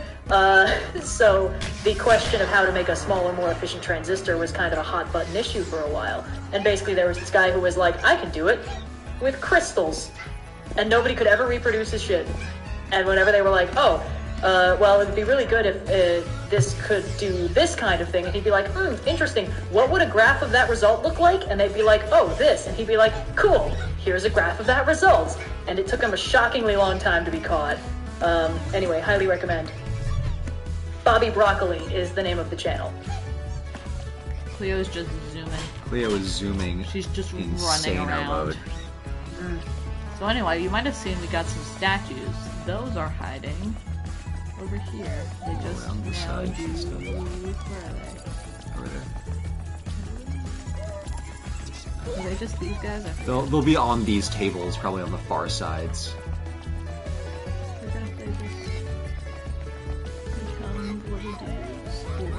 Speaking of cool channels, here we do we know what happened to Sideways? As far as I know, guys. Sideways is So like, okay. we got the and still... science guy, and now we have the science guy. We got the DDR guy, and now we got the DDR guy. This has nothing to do with actual things. This is just a new game mechanic. You get little, like, people, and they become, like, people in the world just doing shit. So, like, we got a little guy doing DDR as a statue, and now we have a little guy doing DDR. Yeah. We got some little... Sorry about that. Sorry, My Discord Red. connection Yeah, what was a that? little weird. But what? Well, what were you saying about Sideways? Well, first I wanted to apologize. My Discord connection got weird, so all I could hear was slight, faint noises while you guys were talking, and I didn't realize I was talking over you, so I wanted to apologize. What the fuck was I saying? Well, Anonymous donated $200. Thank you, Anonymous. Cool. Sideways. Yes. We were talking about Sideways. Yes, thank you. I'm sorry. It's hard to hold a conversation topic in my head through two other conversations. As far as I know, he's okay. I think he's not making new videos just yet because, so this is something I only recently learned. Apparently, video creators stealing subjects and, like, content from each other is a thing, which makes perfect sense now in hindsight, but just we've never experienced it, so I think it didn't occur to me that it was a thing. And basically, one of his explanations of a musical thing got stolen by, like, one of those really big conglomerate channels. Oh, jeez. And he had, like, no recourse for it because they basically just denied. They was like, hey, you know, it's just an explanation of a thing. You know, there's plenty of ways people could explain this thing. It just happens to be this that's kind of similar to yours. And it's like, it's really hard to prove plagiarism. And I think it's just really disheartening to put a lot of work into something when you know it's going to be stolen. So I think he's currently on pause until he can figure out a solution for that, or kind of recharge his oomph. Yeah, and he's got a community post up explaining the situation, so I recommend looking into that. I only half remember this from when I looked it up before. Also, chat saying the game audio might be a little loud. Okay. I can, we can turn it down. A little adjuster-oo. And then this is the Cooling Springs. Boop, boop, boop. Welcome to the Cooling Springs, my friend. It's the beach episode. Welcome to the beach episode. There's a little God of War Easter egg on here. If we look over to our left, there's a little Robo Kratos and Robo Atreus in a boat. I think we have to get a little closer to the land. Yeah, they're over there. To my left. Oh, we have a tube now. Yeah, a couple things came up in chat. One of them was bringing up Chef Rillis Productions. Blue, I mentioned this to you a week or two back. My recommendation is everyone give some time to heal and recover and process all that stuff, because the short version is he went through an absolutely unspeakable tragedy semi-recently. So just, I'd say leave him alone, give him time. And if part of the way he recovers is by making content like his usual fun, lighthearted stuff, I'd say support him and continue to give him space. The other thing that came up was sort of the discussion of the people stealing content from each other, and someone saying your videos have too much effort to steal. And the thing, it's not amount of effort, but we had this conversation because I was kind of blindsided to learn that this is a thing. But Blue, you hang out with the history side of YouTube a lot more, where this problem is significantly more prevalent. So you already knew some of this was going on. It is different in different spaces, and the ways in which this happens takes different forms. There's an excellent video by a channel called Faultline that's called Why All Educational Videos Are the Same, and it's essentially an in-depth breakdown of a YouTube channel that basically thought it's okay to plagiarize other YouTube channels because I'm sharing the information. No, you're not, my good friend, you're plagiarizing. So yeah, sorry, Red, not to interrupt, but that was it's that was a whole ass thing. I invited you in. Yeah, it's kind of insane. The degree to which this can happen. It's not as if certain types of content are like safe or not safe from plagiarism.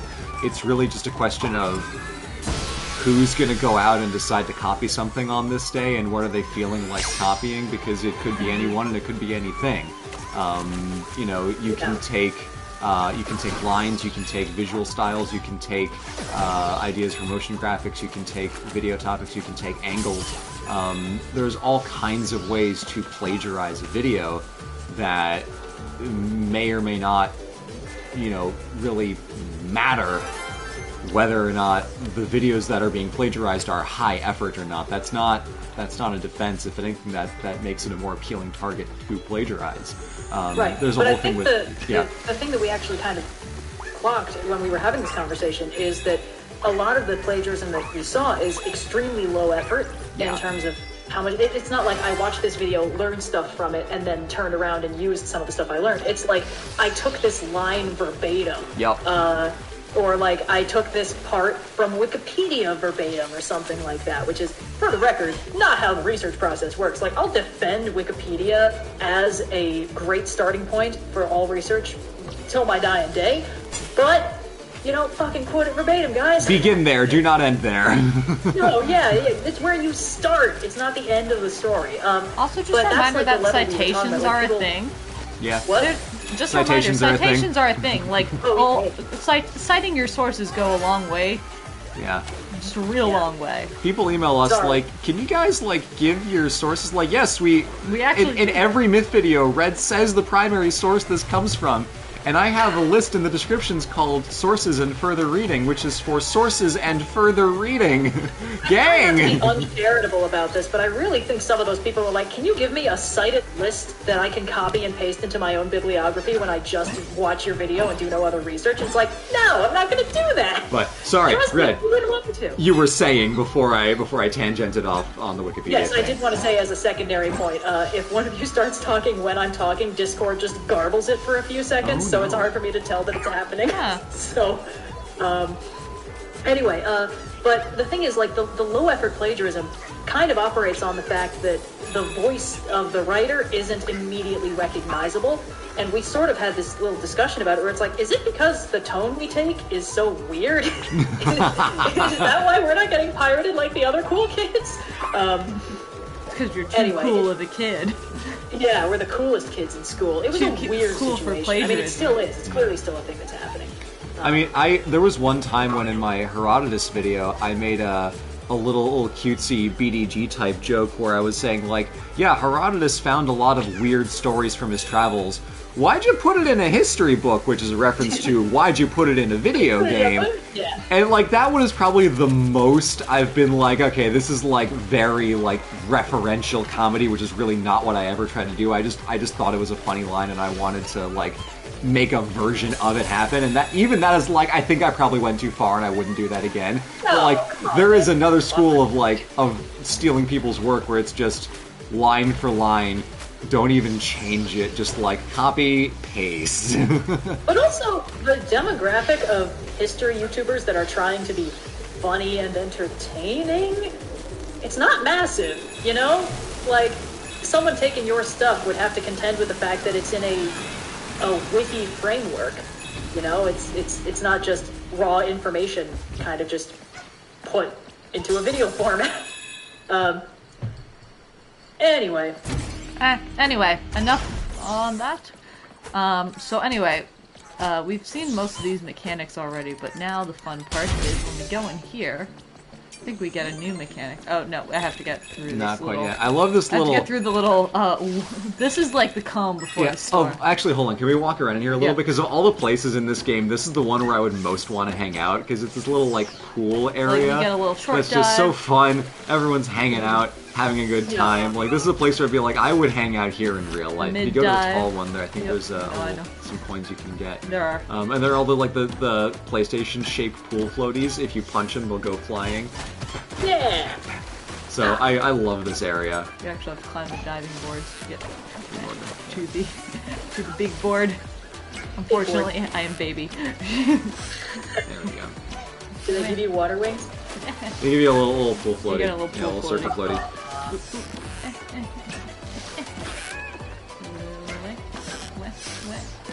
What? You might need to go a little bit further. There we go.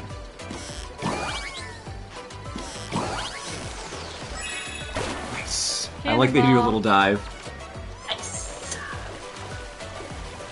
And then we're gonna come over here. As a fellow Classics BA, will second, Herodotus needed the blog instead. Oh wow, that would have been so much better. Oh boy. That would have been so much better. So when he goes on an entire tangent about Egyptian history as, like, a preamble to, and then Persia showed up and conquered them, that would make sense of, like, oh yeah, Herodotus is just going on a tangent, he'll be posting about this for a few months. And now we get to go to the Springy Spa. Are you guys ready to go to the Springy Spa? I'm still ready. This frog is... Boing. Also, a couple people were talking about reaction channels, I guess to see if we had any hot takes. I don't think we do. Blue's not overly impressed with them. Here's the thing for me in reaction channels. Much, but... I categorically don't watch them because I don't necessarily think it's a good way to receive feedback from me personally. Well, it's definitely not aimed at you, is the thing. Yeah, I don't and that's, have a strict problem with them. I think the market of experts react to thing is extremely cool, and that is super valuable as a source of, like, here's, you know, Matt Easton from Scola Gladiatoria reacting to sword fights in these games. That's cool as hell, because you get to hear an expert talk about a thing and apply it to this piece of media that you like. That's just cool. I'm all about like the that. Corner Crew boys, when they do, you know, like the VFX artists react, and they're reacting to things like big blockbuster movies and talking about how the stunts and the VFX were done. I think that's incredibly useful just as a learning tool. I think they were specifically talking about people reacting to our stuff. Yeah, I don't ever watch it. I don't have a terrible problem with it. I'm not particularly impressed by it, but that's like, it's not, that's just kind of, you know, whatever. I think we get a little, like, copyright notification every time a new one goes up. We do! Because it'll be like, yeah, because it's like, new content found using your videos. It's like, yeah, it's fucking fine. The thing is, sometimes I get them recommended, and I have to sort of, like, pointedly avoid making eye contact, because I know how my brain works, and, like, some of them where it's like, you know, I think it's someone where it was like Hindu person reacts to this video about Kali, and I was like, oh no, did I fuck up? And I kind of quickly scrub through, and it's like, no, it seems fine. Okay, good. But like, that's just not good for me. That's not good for my blood pressure. Yeah, I don't know. Stuff about game journalism, which I guess depends on the source, but I'll go to bat for our friend. Not actually friends of the channel, but people we like at Inside Games. They do some really amazing friends there. We gotta be careful jokingly saying close personal friends of the channel, because sometimes it's true. Yeah, and no. it's In this case, no. We're kind of like second degree friends via Armando, but not really. But Bruce and Lawrence and the team at Inside Games do some really good work, because Lawrence actually has studied journalism and is trained in how to do this stuff, so the content is very well made, and the way they talk about things. I found a gun. That's amazing. Oh no, not again! It's much more responsible than most internet gaming discourse, because they talk about things. Cyan advocates responsible gun control and would just like to make this known. Yeah, they talk about the stories in a responsible way, which is antithetical to the gaming tire fire rage bait machine that you usually see online. They don't do that. So I think even though, a lot of journalism is expanding upon other people's journalism, that's just kind of how the medium works. That's how all journalism is. That's not unique to games. Everyone's covering the same story. I think I really respect their editorial angle and style in a way that I believe sets them apart from other outlets, where there are people whose takes I like or whose opinions about games I respect or agree with, but in terms of pure journalism, gotta go to bat for the Inside Games team, because they do really good work. Yeah. They're the only gaming news that I watch, because I get bored with it extremely easily. But they're good at it, so, no complaints. And they make talking about, economics and industry stuff interesting, which is hard. That's hard to do. Yeah. Anyway, what else are we talking about in chat? Yeah, what are we talking about in chat? I feel like we had a goal for 6,000. I forget what it is. We did. We're at 5,500. Picture. Oh, Cleo, welcome back. She has stopped zooming. Okay, I can't tell what's funnier. You perhaps having a little bit of trouble with the baby game for babies, or the person in chat getting really mad at you for having trouble with the baby game for babies. Honestly, try harder, my guy. Here's the thing. I could be better at this were I focusing on this and not having a conversation, but also I'm not good at bouncing. I think you need to hold for a little Listen, longer. I understand that I need to hold for a little bit longer. Thank you. Guys, baby game for babies. We're all having a good time here.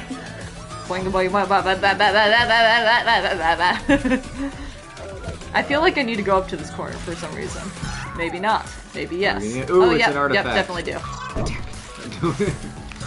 There we go.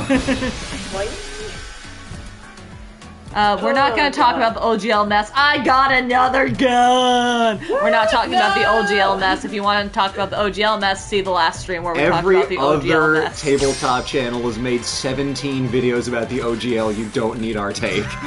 You know, it's kind of interesting because... No, it's not! We're not talking about it! No, I'm not talking about that. Oh, okay, sorry. From a meta perspective, there is something kind of interesting about the fact that the way our channel works is kind of like... It's kind of like the invention of agriculture, you know? Whereas, like, we have a very, very stable schedule. The stuff that we handle is fairly predictable. It's within certain ranges. It's like, okay, you know, 1 month you might get you'll get a different subject of the trope talk. You'll get a different area for the folktale. But it's like, you know what to expect. And then there are the channels that are more like hunter-gatherers, where it's sort of like, when something big happens, when there's like a whale fall, my metaphors are getting a little bit mixed here, but like all of the channels immediately start covering the same thing because this is a gold mine for views. No, there's a puzzle piece. And we so rarely discuss it because it doesn't really matter what the current events are and whatever we're discussing, because we're just kind of going to still be doing our thing and getting, you know, the consistent audience that we've built over 10 plus years at this point. Whereas, I don't know, it's like when we were watching the Nintendo Direct and there was that brief window where we were like, are they actually not going to do Tears of the Kingdom? We were like, oh no, all the Zelda YouTubers are going to go hungry this week. Yeah.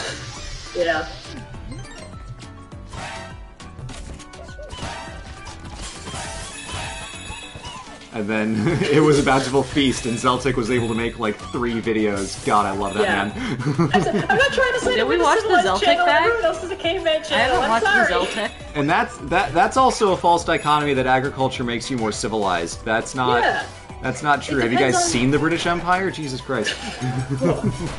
It's entirely a matter of situation. There are places that had agricultural societies and then we're just like, this doesn't work as well for us as our, you know, more nomadic or pastoralist lifestyle. Have you tried to make tomatoes grow? They require so much water. It's all a matter of circumstance. And to the point where one of the things I learned in one of my anthropology classes in college was that, like, penguins, like when penguins, you know, penguins. Penguins. But like when Spain was colonizing the Yucatan Peninsula, one of the things they did was like the mark of civilization is stone floors.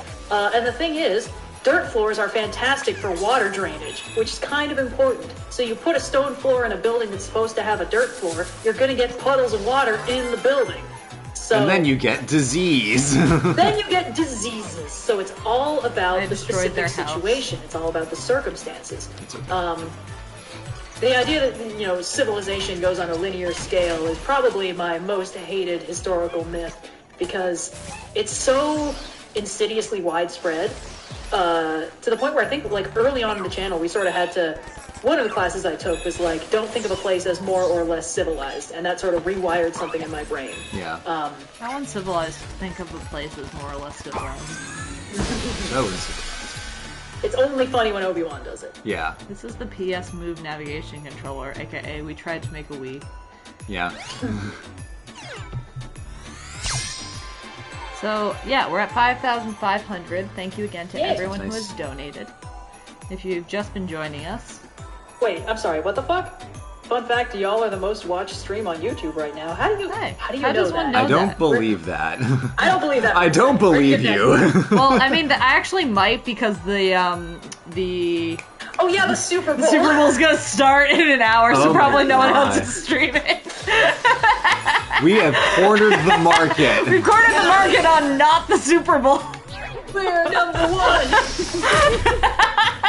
We did it, guys. We weren't sports. Yeah, and like on the subject of like civilizational, you know.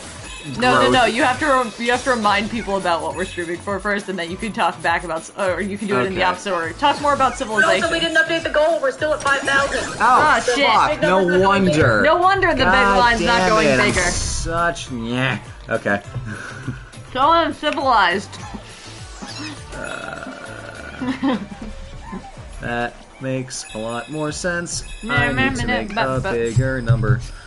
Make big number go bigger, friends. Number go bigger. That makes way more sense. Well, shit. Cool.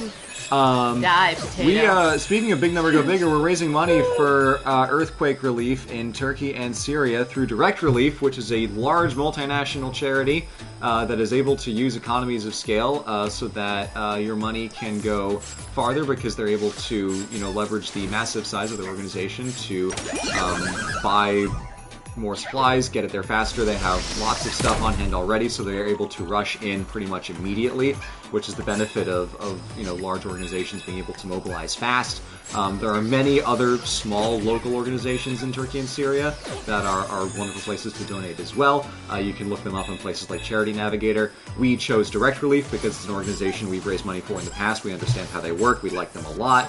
And they are incredibly transparent with their funding and their mission. So, unlike the Turkish government. Unlike the Turkish government, do not give money to the Turkish government. It is a slush fund for Erdogan's election campaign. This is a documented thing. You can look it up. But we're playing this game to have something nice and fun to give people something to be happy about. While we are raising money for something that is objectively a very sad humanitarian tragedy. So, we're making jokes. Yeah, but our thoughts are with the people of Turkey and Syria, and soon, more important than that, our funding will be with them as well, which will actually be able to do some tangible, life-saving good out there. So, if you have some dollars that you can give, please consider throwing them toward this fundraiser. As we mentioned before, we tend to call out the large gifts because they're large, but we really, really do appreciate everyone who donates $1, $2, $5. We see you. Yep. We appreciate you. Yeah. That's the stuff that really adds up. Yeah. So. If we sat here and called out every single donation, we would not be playing the game, which is the only reason we don't. Tried to do that once we have tried in the past. We had an incredible $1,000 donation, but that is only $1,000 of the 6 we've raised so far. And so for context, that person was still very cool. Exactly. We're not saying don't donate $1,000 if you can. We'd love for you to do so. But if you can donate $1, we'd love for you to do so. Yeah. So we're creeping up. I'm gonna get my tweet ready with my picture. It all adds up. It really all adds up. It all adds up. Thank you for anything you can give. But what I was going to say was on the subject of civilizational linearity of coolness. The joke of we did it. Oh, there it is. Yay! Thank you. Seriously, thank you. The joke of they come to the Yucatan Peninsula and make stone floors that puddle and cause disease.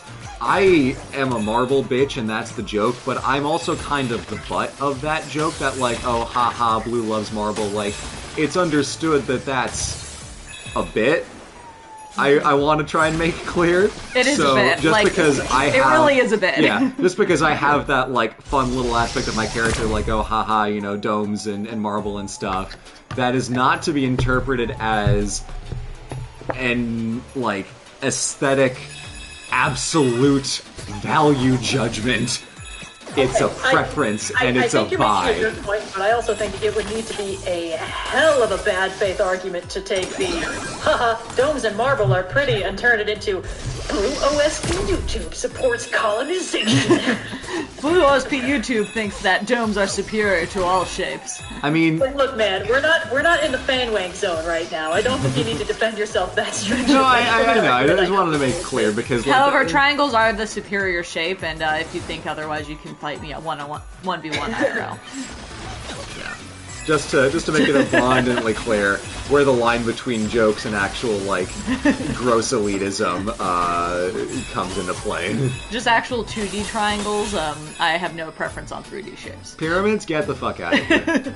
I don't care. You can't even store grain in them properly. They're useless. I have no preference on 3D shapes. For the picture selection, there are 3 I can choose from. There's the one where I'm pointing. It needs to be one of the link ones. Super cash, and then there's the one where I'm even more super cash with my arms crossed and my legs both up on them. I think you should do with the one with your hand out like Link does in the Zelda, if you have that one. That one's I do have Okay, well then, no, don't do that one. You can do one of the super cash ones. I think I'll do the super cash. Do super cash. We're at 6.6. Okay, quick, a 7,000 goal. Or an 8,000 goal. I don't know. 7,000. At 7,000, at 7,000, we will come up with an 8,000 goal. No. At 7,000, I can try one of the mini games.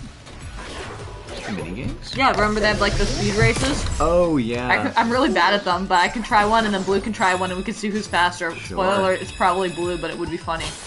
But then the guy who got really mad about you being bad at the baby game will get really mad. That's the funny part. True, true. I think it's funny for the rest of chat. Chat, if you don't like that idea, put in chat with what you would like it to be. People have asked for more lightning rounds. More lightning rounds? We could do another lightning round. How about... for this one, I'd say we keep the... I was gonna say a 5-minute lightning round of books? Or comics? Yeah, I think the 5-minute lightning round idea is good, and this one we set a timer for, so we don't get caught up in it. Okay. That works, that works. What kind of thing would we like to do a lightning round of? Oh no, the puzzle piece. No, okay. I got it. I died, but I got it. I'm pretty sure people will just yell whatever media they want to hear about, no matter what. Valid. And it might be hard for us to filter them, so... Yeah, but I think if we at least start with an idea of a topic, people will. You know, I feel bad that a lot of our funniest bits have been Smash or Pass, because now people are recommending it for things we definitely shouldn't do Smash or Pass for. Oh like god, what? like what? Different incarnations of Link. Aww. Most of them are children.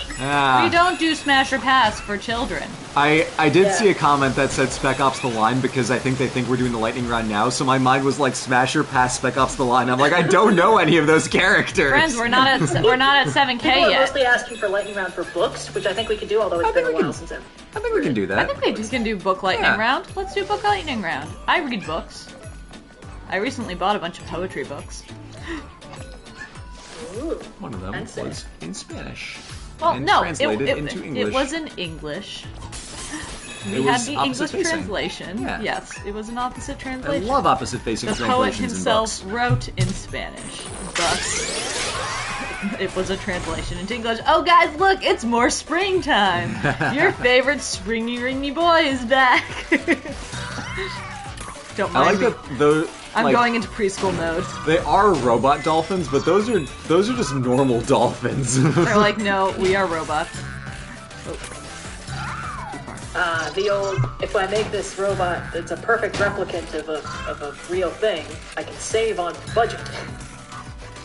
We've already designed regular dolphins once. We can just use that again. Yes, but what about We have second one, dolphin? Damn it!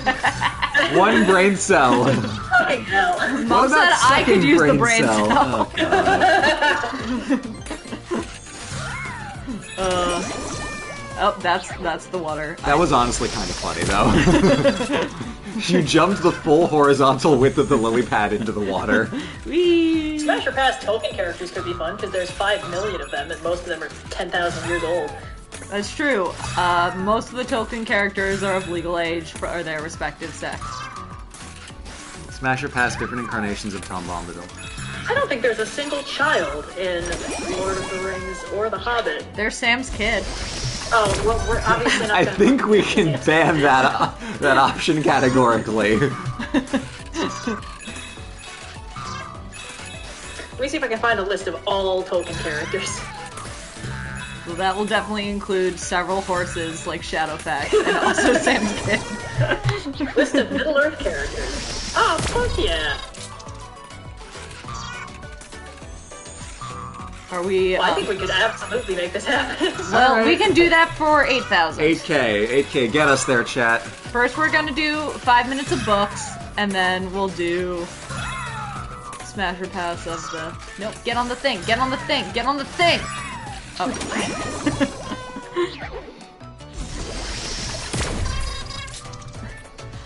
Shadowfax is the lord of all horses, you are correct. However, I still will not sleep with him.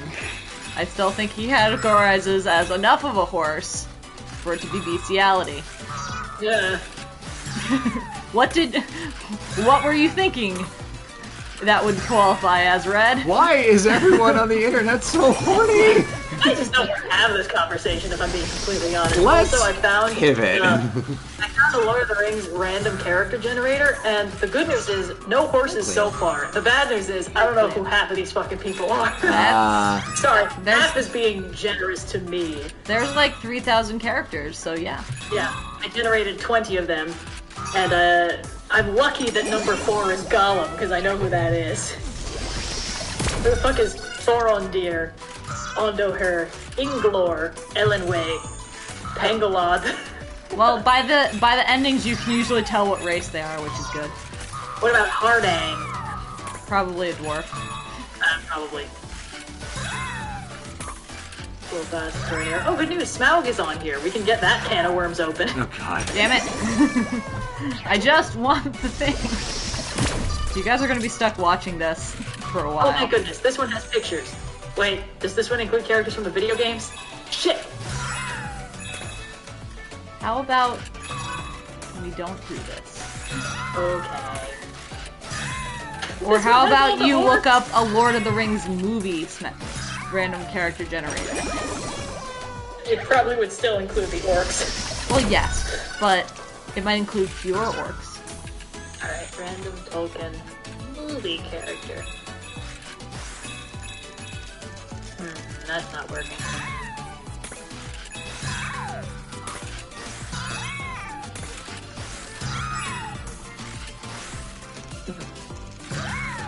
Damn it. No, we're not playing Ride or Glue the Horses. Whose idea was that? Alex L? That's just wrong. We could also do the, just go through the list on Wikipedia in alphabetical order. No. So we can't find a generator that suits our needs, but this one is mostly characters I actually know. I told you it would be. Yeah, and good news, Shadowfax is not on here, although Ungoliant the Primordial Spider is. So we'll use that list when we get to 8,000. Yeah. We're almost at 7K. Thank you again to everyone who's donating. Cleo thanks you as well. She has decided to make a reappearance. Woohoo!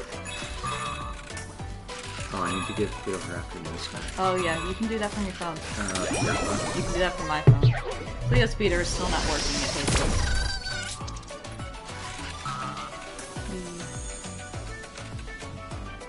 Thank you to people who are saying I'm doing amazing. I'm struggling. Yeah! But we have coins. This is a great way to coin grind. That's actually what I'm doing. It's a gamer strat. We're actually resetting the RNG with the speedrunning thing. Cleo can hear the feeder though, which is great, and she doesn't yet realize that it's us running it from our phone because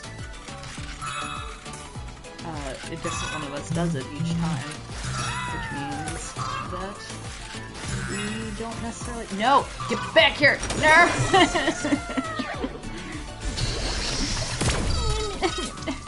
You can break through the glass if you don't want to do the... I know I can, but I want the thing. I want the puzzle piece. I know I can get it from the thing later. Watch it be one hour. I'm gonna real quick get a snack. I'm gonna mute myself so you don't hear my microwave going on. I'll be right back.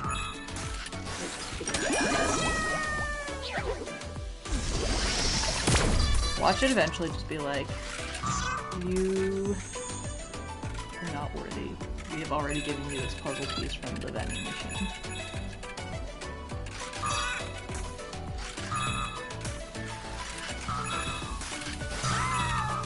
We've been asked for best red impressions. No! Okay, you know what?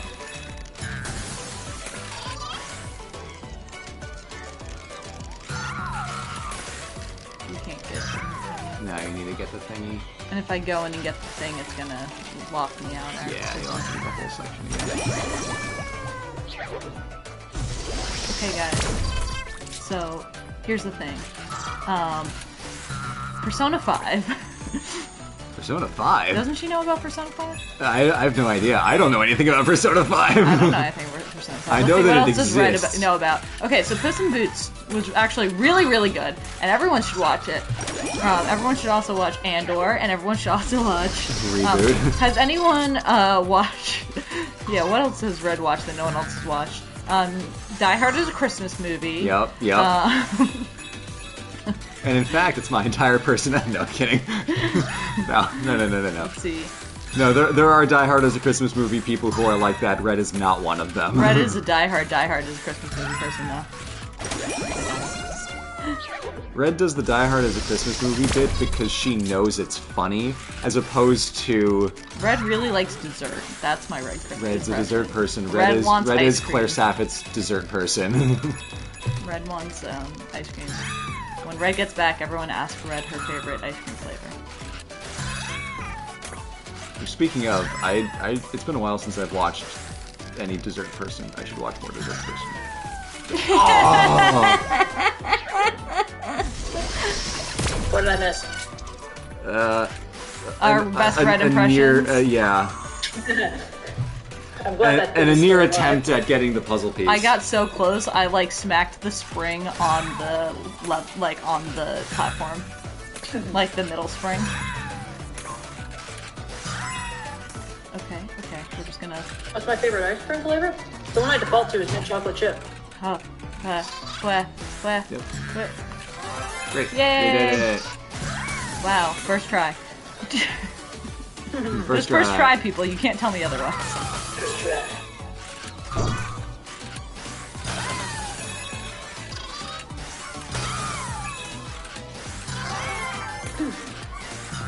Really, that one's unbreakable gone? Yeah, I guess. The spectator glass. My favorite ice cream flavor would be probably. I really like chocolate chip cookie dough or like a really good vanilla. Chocolate chip burrito's the best, but not as good as chocolate chip. I was gonna say if it's the best. Yeah. Red, what are you snacking on right now? Ben & Jerry's has good cannoli ice cream too. That one was really tasty. Like of like Almost novel buffalo flavors. chicken wings. So basically chicken nuggets but buffalo. Yeah. Really good. Nice. You had that in Iceland, but it was a sandwich. It was a sandwich. Also a really good sandwich. Did we ever split that one up, by the way? Split what up? People ever pay you back for that? I don't even remember which day this was, so maybe.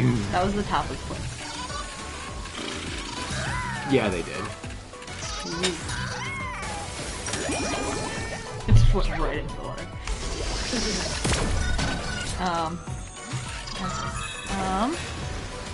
Why is Red talking through a loudspeaker? Because we wanted to stream on the PS5 and our technology was not cooperating with us. I don't currently have my capture card with me, so we can't out through Discord. 6.9. Ayo. Nice. Nice. Oh hey, I believe the person who just donated $50 is the person who requested I do the Saga of Grettir. I believe so. I was gonna be like, is that a patron? Like, Gryffindor, that's one of our guys. Soft serve salt ice cream from IKEA. I have not tried that. I would probably like that. Someone's trying to gauge what our percentage of furriness is. Not. By asking, any anthro characters you think are worth the lust, since apparently death isn't good enough. Death? Oh. Does Well, I think anthro character mean Ace Trio, hey, people? have you ever been horned up about a funny animal character? Seems unlikely to get a positive. Wait, result in here. this context, does anthro mean a human No, or anthropomorphic animal. Okay. It's funny because in shortening anthropomorphic animal to anthro, it just means human. Yeah, in the same because way then that the implication is like, hey, have any humans ever done it for you? Answer still no. But you know, it's like, oh, did you ever look at Lola Bunny and be like, hot diggity, that sure is a rabbit. I've definitely looked at her and gone, that sure is a rabbit before. That was my thought exactly, as a matter of fact. I was like, wow, bunny. Okay. Or a case of like, what are they doing here? What's their 10%. angle? Okay. Does slapping cat ears on a character really make them... Well, you know what? I don't think it's wise to have this conversation. Nope, we're not having this conversation. Hey, quick, someone get us to 7,000. Oh, we're halfway there. Okay. We're close. Oh. Everyone who doesn't want the furry conversation to continue going, quick, donate $1. We have the power to change the topic of conversation. We're just beholden to chat. Well, I guess We're it's not that beholden kind to of chat, as a matter of fact. obliged to stick with it. Oh, God. Oh, no, don't go in the spike pit. Don't go in the spike pit. No, don't go in the spike pit. Don't go to the spike pit! I like how I'm like saying don't go in the spike pit as if I'm not the one controlling the bouncy boy. Because I really am not the one controlling the bouncy boy. He has a mind of his own. The bouncy boy is doing his own thing. Bouncy, bouncy, bouncy, bouncy, fun, fun, fun, fun, fun. I'm about to fall into a pit of despair. No! It was not very long or very pit-like.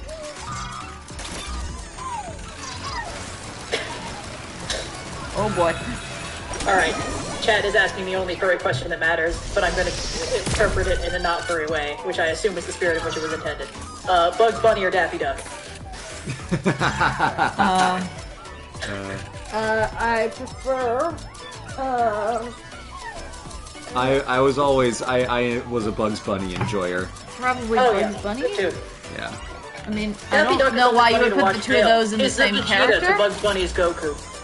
Yeah. I don't really know why you would put the two of those in the same category. Also, we hit 7K. Yes, we did, which means we're going into the book round. Yeah. All right, for the next 5, hold on. I need to set a timer. Okay, I'll stay right here for a sec. I need to set a timer. Woo. I'm setting a timer. Oh, Okay. it zooms in on me doing a wiggle dance. 5 minutes. Yeah. Go. Get your books in chat. I'd say this chat only has 5 minutes left. Scythe. I only know the board game. Okay. Castle, only know the movie. I have not read the book. Hooper. Guns I've and actually Germs read and the comic. Steel. No, don't read it. There are better books about I read it. It was colonization. not great. Read 1491 and 1493 instead. Guns and Germs and Steel is no longer well liked by the historical community because it's reductive in its reasoning.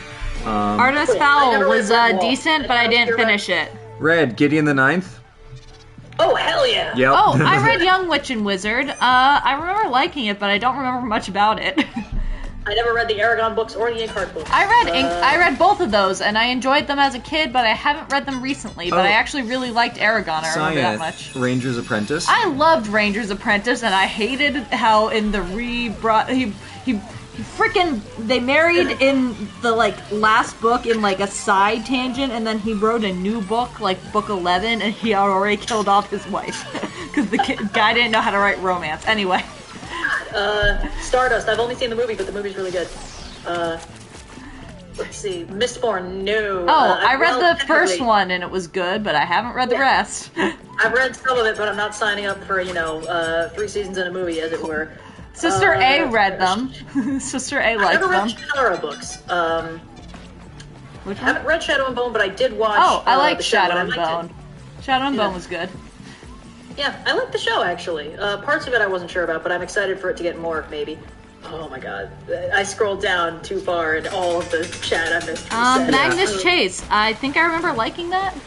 I fell off the wagon after the end of the Percy series, so I never read the rest of it. I also read the Egypt series, and it was good. Okay, cool. I'd already tapped out of that. Let's see. I have 3 younger siblings. Warrior Cats kids in chat. Warrior Cats was great. That was fun. Book Thief I liked. Brando Sando I have and I haven't read. Anthropocene Reviewed. You read that, didn't you? I've read only small parts of it, but Okay. I like John Green's style. Series of Unfortunate Events was good. I enjoyed that. It was. I kept waiting for anything good to happen. I enjoyed it. It was fun. I haven't read The Truth by Terry Pratchett. I have not read that much Terry Pratchett, if I'm going to be honest. I would not recommend starting with The Truth because I don't think I've even read that one.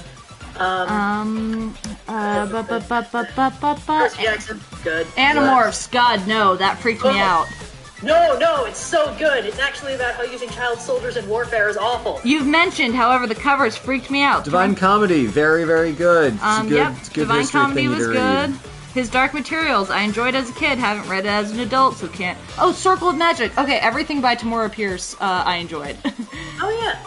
I read all of her stuff, and I really enjoyed all of it. Hunger Games. I only saw the movies. The Giving Tree, I did enjoy, actually. One of the few books I had to read in school that I remember enjoying. The IDW Sonic comics. Slap. Children of Time, I remember enjoying. That's not about the spiders, right? I think so. Yeah, it's the spiders. Yeah, cool. Jurassic Park, I think I read and I think I liked. I read saw the the movie. False Prince as the Fresh Prince. I've never read. I don't know. What the Fresh False Prince, is. however, is a great show. The Giver. All Narnia books. Actually, I read them. I- They start out really good. They get really weird. I was gonna say I only got through the first 4. Rainbow Fish is a great book. By the time you're getting to the silver chair, it's pretty fucking Yeah. weird. I recommend the Dominic Noble videos about that. There's a big titty snake lady at some point. Dresden Files. I recognize the name. Dresden Files. I read like 5 of them in one sitting, and then I just kind of put it down and never picked it back up again. It's pretty fun. They got tiring to read after a while, not because they were bad, but because every book starts with Harry Dresden having not slept in 24 hours. Oh and then yes, sleeping for the Jesus. rest of the book. Hold on, wait. Abhorsen Trilogy. Why does that also sound familiar? I don't know. The Martian was great though. Ginny B. Jones is great. The Martian's so good. Anne of Green Gables is great. Chronicles of Prydain? Not me. Blue likes The Prince. I do like The Prince. Belgariad! I read the Belgariad and the Malorian. Very formative of my early fantasy appreciation. Halo has novels? Oh, we are at yes, 8K. so many. We'll get to 8K after we finish 7K. We got to Thank 8K? you. What did we get to 8K? Shit. Doesn't matter. No, stop scrolling up. We have to go down. Sorry. Morbius is a book? Unfortunately, a comics. Enola Holmes is a book? No. Earthsea series. Yes, I read them when I was too little to get them, and then I recently reread A Wizard of Earthsea, and it's really good. Okay, we're That's our good. 5 minutes. Hitchhiker's Guide to the Galaxy. Wait, last one. That was good. I enjoyed it. I read all 5 in one Thank you sitting. for participating We're in done. the lightning round. Also, we got the PlayStation 3. Wow. I think that was on screen the entire time we were doing the lightning So round. 8K is Tolkien's Master Pass, right? I guess. All right, we're gonna have to do this alphabetically. Okay, wait, Because, hold on. Let's like at least get back to the main area real fast. Just hold on. ooh, okay. So thank you for participating in books. That was a lot more fun than I think any of us expected. Yeah.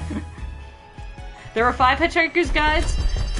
I think there were 5. There technically I think is 4 and then like a little bit of bonus content, but All right, so here's what I think we could do. We have a random Lord of the Rings character generator. This is the one that has the really niche stuff, but if we generate like 10 of them... No, I think you should go... I think what you should do is you have the alphabetical list, right? Yes, I do. Can you do... And this is the alphabetical list of people you know? It's basically if you go on Wikipedia, the list of Middle-earth characters is a list of notable characters from Tolkien's Middle-earth Legendarium. And those are ones you recognize? Almost all of these, Okay, yes. and how many people are on that list? I can count them manually, but it doesn't say. Okay, rough number.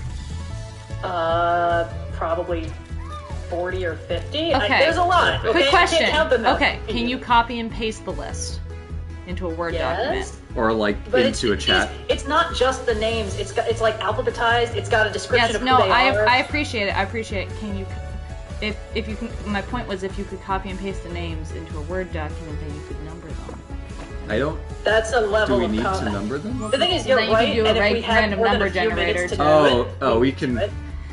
I guess... Let's copy and paste the text I'm working with into the chat we currently have open, so you can see what we're dealing Yeah. with. Okay. Yeah, let's do that. Oh, cool. Oh, is Indigo here? No, it's over here. Oh. Yeah. You see what I mean? Okay, Yeah. wait, no. Yeah, so Blue, take that real quick. Oh, no. It's fine. You have Word. It's gonna take forever. It's not going to take forever. It literally takes 7 seconds. Take that.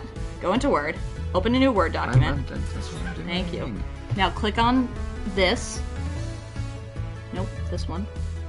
The one that has the numbers next to it. Numbered list. Now paste. That's plain text. Yep, there you go. Now quickly just get rid of the ones that have the first number. It's gonna take forever. It takes 26 seconds because there's 26 letters of the alphabet. Y'all better fucking appreciate this.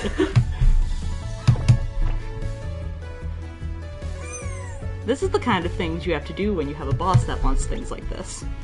We don't! I am your boss now! I think if anyone's technically the boss, it's me.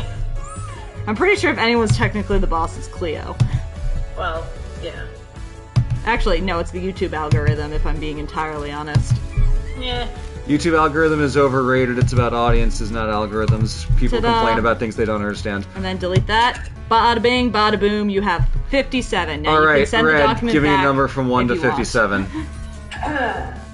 Hey Siri, pick a number between 1 and 57. Oh my god, they have random numbers. Darling, what did you expect us to do? 53! 53. Treebeard. Pass. Smash. Pass. How long are we doing this for? Did we decide? No. I'm setting a 7-minute timer. Good idea. Great. All right. Next number. Yeah, go for it. All right. Hold on. I'll just get a generator. So.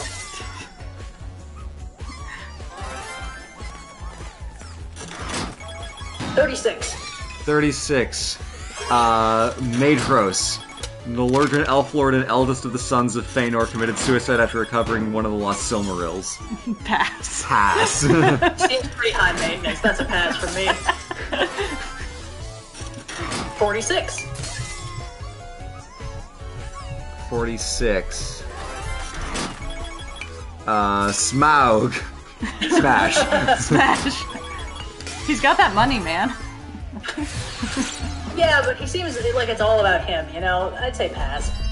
Listen, we're not marrying the man. Because that You're depends. just smashing him, and then when he falls asleep, taking the cash. Would that make us, like, trophy wives, but, like, they're in his hoard of gold? Mistresses. Some people are into that. 29. 29. Gollum. Pass. Pass. Pass. Andy Serkis has a lovely voice. That's not enough. We're not smashing Andy Serkis. 6. Bilbo Baggins. Smash. Another rich trophy husband. Honestly, yeah, and he makes really good breakfast. Bilbo is much more smashable than Frodo, but it's still not a lot. You just are mad at. You're still just mad about the hairy feet.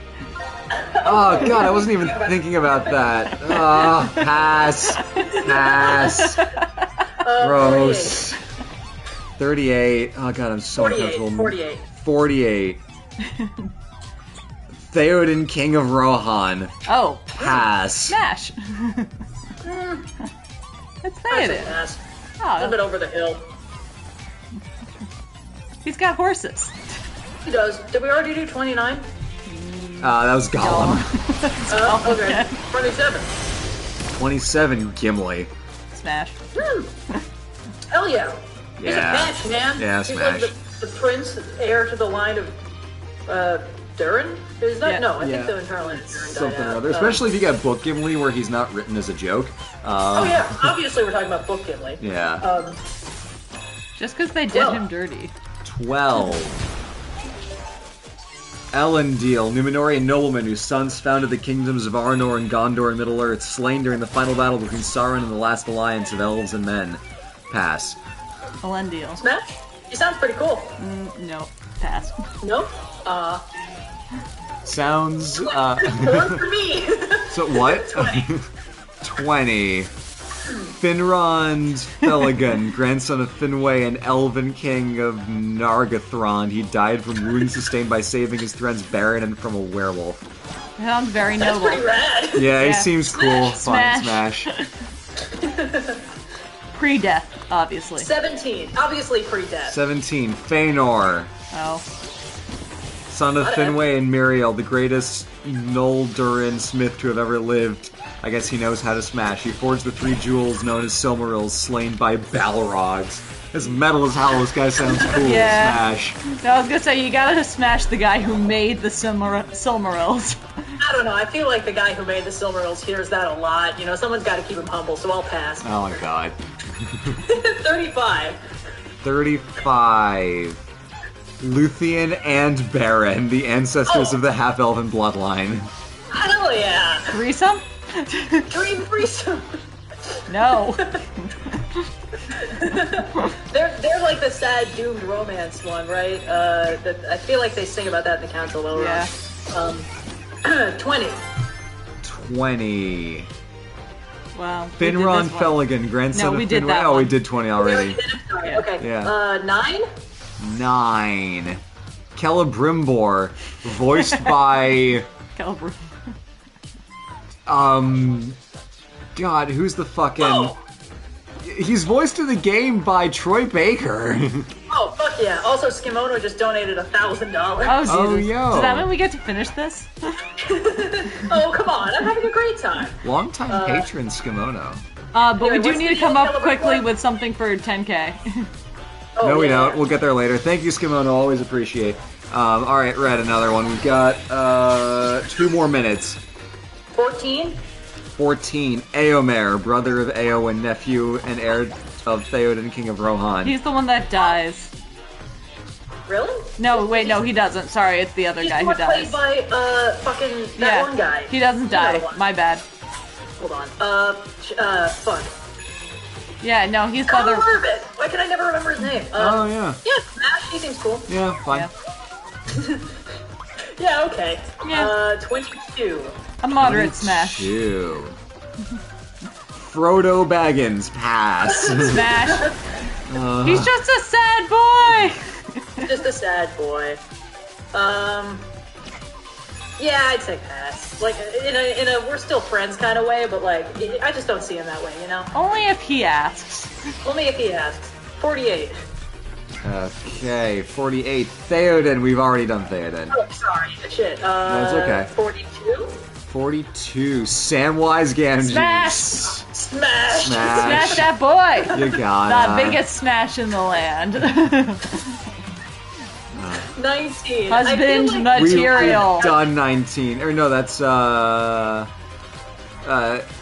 Fingolfin, son of Finwë and Indis, first High King of the Noldor, who left Valinor for Middle-earth, slain by Morgoth. Oh. Nah. Pass. Didn't we have a discussion about, like, smash, be smashed by, or pass? I feel like that's a thing that we've... I think No. that was like a subheader in one of the earlier Right. ones. 8. 8. Celeborn, Lord of Lothlorien and the husband of Galadriel. Oh yeah. Lady of the Golden Wood. That's Galadriel. I'd say pass. Yeah. Pass. Fuck I don't want to. Galadriel. I don't want Third- her to be mad at me. Yeah, did we already do 39? 39 is Morgoth. First Oh. Dark Lord in Tolkien's Legendarium, Nope, originally nope, known as nope, Melkor, nope, succeeded by nope, Sauron nope, after his defeat and banishment by the Valar following the War of I think Wrath. that's your alarm, actually. I mean, if you're into bad boys. What do you know? Pass, and that's time. Oh, but we didn't get many of the dwarves. What a shame. Anyway, so I think we need to start coming up with some Zelda things for 10K. Zelda. yeah. For Zelda challenges. And like Zelda Smasher Pass, I thought we decided that was cursed. We did decide that was cursed. It's very cursed. Again, thank you, Skimono, for the large donation. Thank you, everybody else who's been donating smaller Yes. amounts in there as well. Again, we really appreciate the large donations. Thank you very much. Yeah. But we really also do appreciate all of you who have been donating whatever you can. I know we keep saying it, but these $1 to $5 donations really, really, really do add up. That's what's the bulk of the donations we've been getting, and that's what's helping to get us as far as we are. I think I was gonna say, YouTube's watch numbers are a little wonky sometimes, and it looked as if our viewership dropped off a cliff when we started doing the Smasher Pass, and I'm like, you know what? Fair! That's valid. That's very valid. Chat's doing the Zelda thing without our knowledge. Anyway. Chat's okay, doing so- Zelda Smasher Pass without our knowledge? Well, it's just like Ganon, Smasher Pass, Cast, Smash, stuff like that. Anyway, let's just ignore it and maybe it'll stop. Let's ignore it. Yeah, so, for Zelda challenges, so basically, for those of you who aren't in the know, I'm gonna be streaming Breath of the Wild on Tuesday again, just because I fucking can't stay away from that game. I previously Can't quit you! in the fundraiser that I have on the last 2 VODs, that if we crossed 15K, I would start doing all 3 Zonai labyrinths at the edges of the map. Like, I would make that my primary objective. Last I checked, we hadn't hit that, so that's sort of, I mean, it's still probably a thing I'll do at some point. It'll just be on my own time. But if we hit 10K, we can start essentially rolling over goals for things I will do first thing. So we kind of did that last time I streamed it, where in the previous thing I've been like, if we hit 10K, I will go straight to Hyrule Castle, and, you know, even though I'm severely underleveled, not to try and beat the game, but to like scope it out, get the memory, get some fancy weapons, stuff like that. And we crossed 10K early in that stream, so I just carried the goal over and just did it. So basically, if we hit 10K this time, we can come up with some kind of Zelda-related goal that I will make my first priority when I start streaming on Tuesday.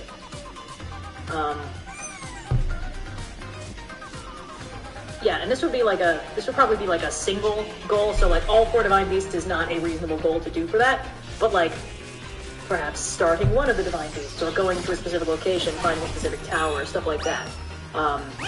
What's your favorite Divine Beast? Which one? Do you have a favorite Divine Beast? I mean, I kind of like the ones that are easier, so Meadow's pretty nice. Meadow. Windblight's not too much of a pain in the ass after a while. But I think design-wise, I like, Varudania. Yeah. I think that was the first one we did on our first playthrough. I thought we did Waterblight first. Oh, we did do Garuda? Waterblight first, and then we did Varudania. It was the second one we did on our first playthrough. I feel like Rudania is the one where it feels the most complicated getting to it, and I kind of love that. Because, you know, with Von Meadow, it's like, alright, you need to do some archery challenges, and they're a bit of a pain in the ass. But after that, you're honestly fine, and once you get there, it's not that hard. Oh, it's much fun. Vonaboris, the problem is the sand seal racing to get there is just control-wise not fantastic. It's just really easy to get out of the range of the helmet and get struck by lightning, and it's just kind of a pain in the ass. Ruta is pretty easy because it's sort of designed to be the first Divine Beast you do, so, you know, not that hard. You do need to do some shenanigans, you gotta sneak around that line or get a lot of lightning arrows, but other than that, it's basically fine.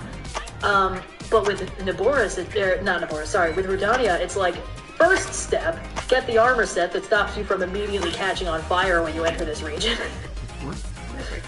You can. But yeah.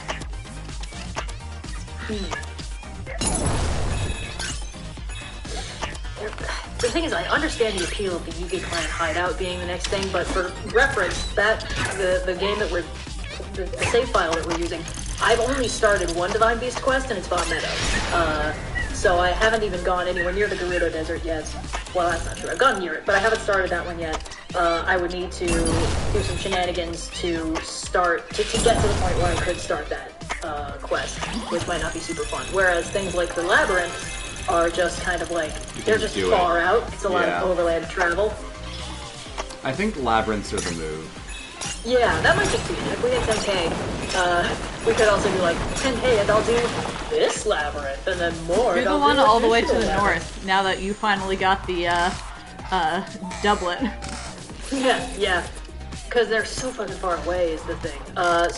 Which region? I think I recently got the Akala region, which has a labyrinth in it. Yep. Yeah, so I got the tower for that at the end of the last stream. So we could certainly start with that one if I hit 10K.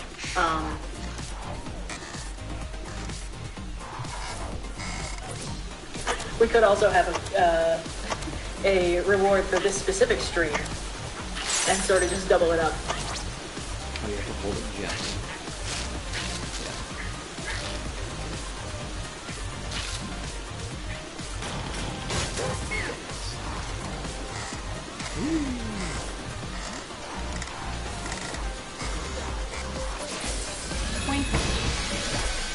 And then I fall to my death.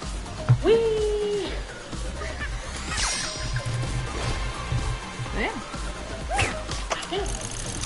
Someone's asked if we can stream God of War. We've been participating in Ludo History's God of War streams for the past, 2 months at this point. We streamed God of War 2018 on our channel, and we have an OS Plays of God of War 3, so... So yeah, if you want to see them streaming God of War, check out Ludo History. There is plenty.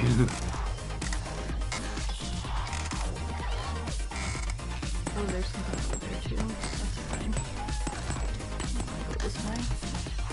Akala is the best region because it's got that fun fall foliage. Ooh, true. I love the Akala Citadel. It's just so, full of environmental storytelling. Oh yeah. Yeah.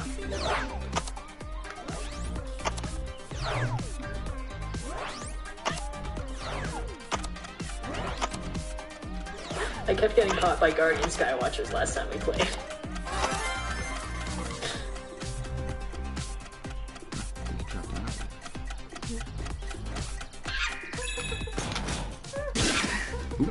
Almost. Whoop. Yeah. Monkey doesn't like falling. Monkey's such a whiner. I love the little bots of popcorn just watching. Yeah, they're not it's even just eating like... popcorn, just throwing it against their faceplate. Turns out bots can't eat. Guys, maybe if we get to 10k, I'll get good. Yeah, there we go. 10k, I do the Akala Labyrinth, and also Cyan gets good.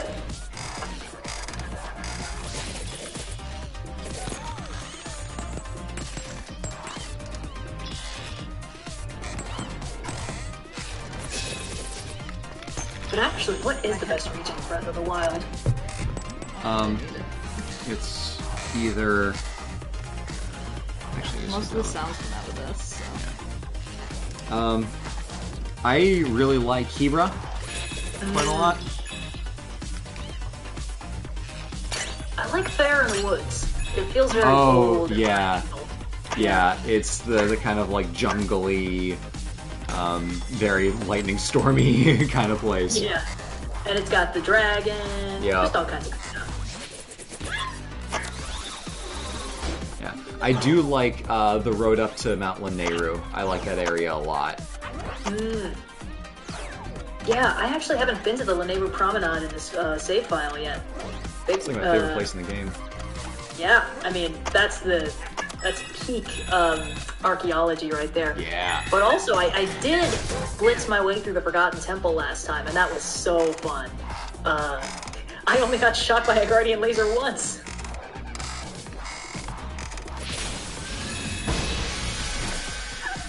PlayStation 4 controller! Dual Shock 4. Yeah! Legend has a little robots live inside it. Oh, just like this one.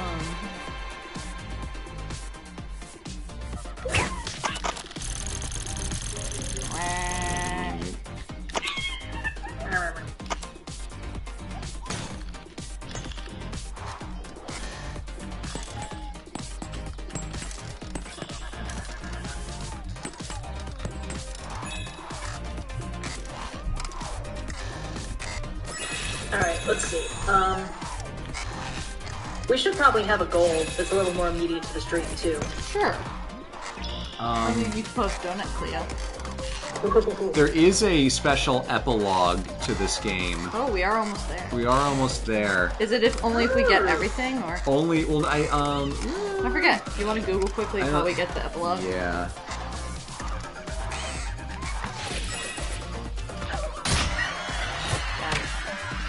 First try.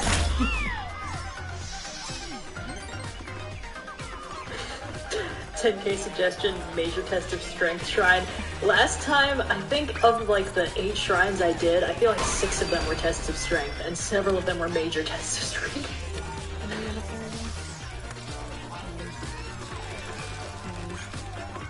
Okay, yeah. If we get to 10k before finishing this CPU jungle area, we will do the epilogue section of the game. Otherwise, we'll call it when we finish Oh, the I CPU can't believe jungle. this region has Zonai ruins too. Yeah.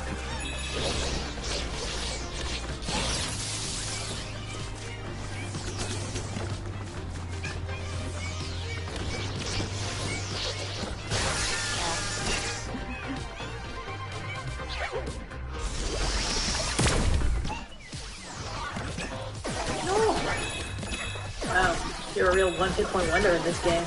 Oh yeah. No, you have one left. Don't we all? Anyway. What you make of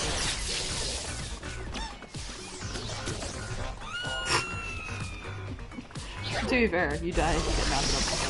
That's pretty realistic. That is pretty realistic.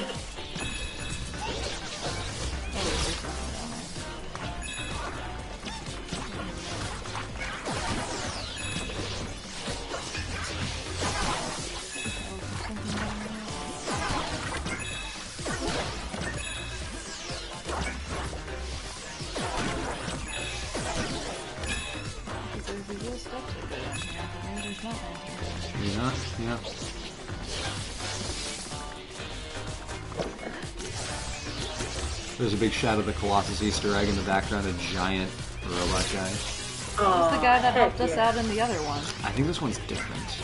Speaking of games I want more of, Shadow of the Colossus. Who's that? The problem is, once you get a couple of them, they go substantially.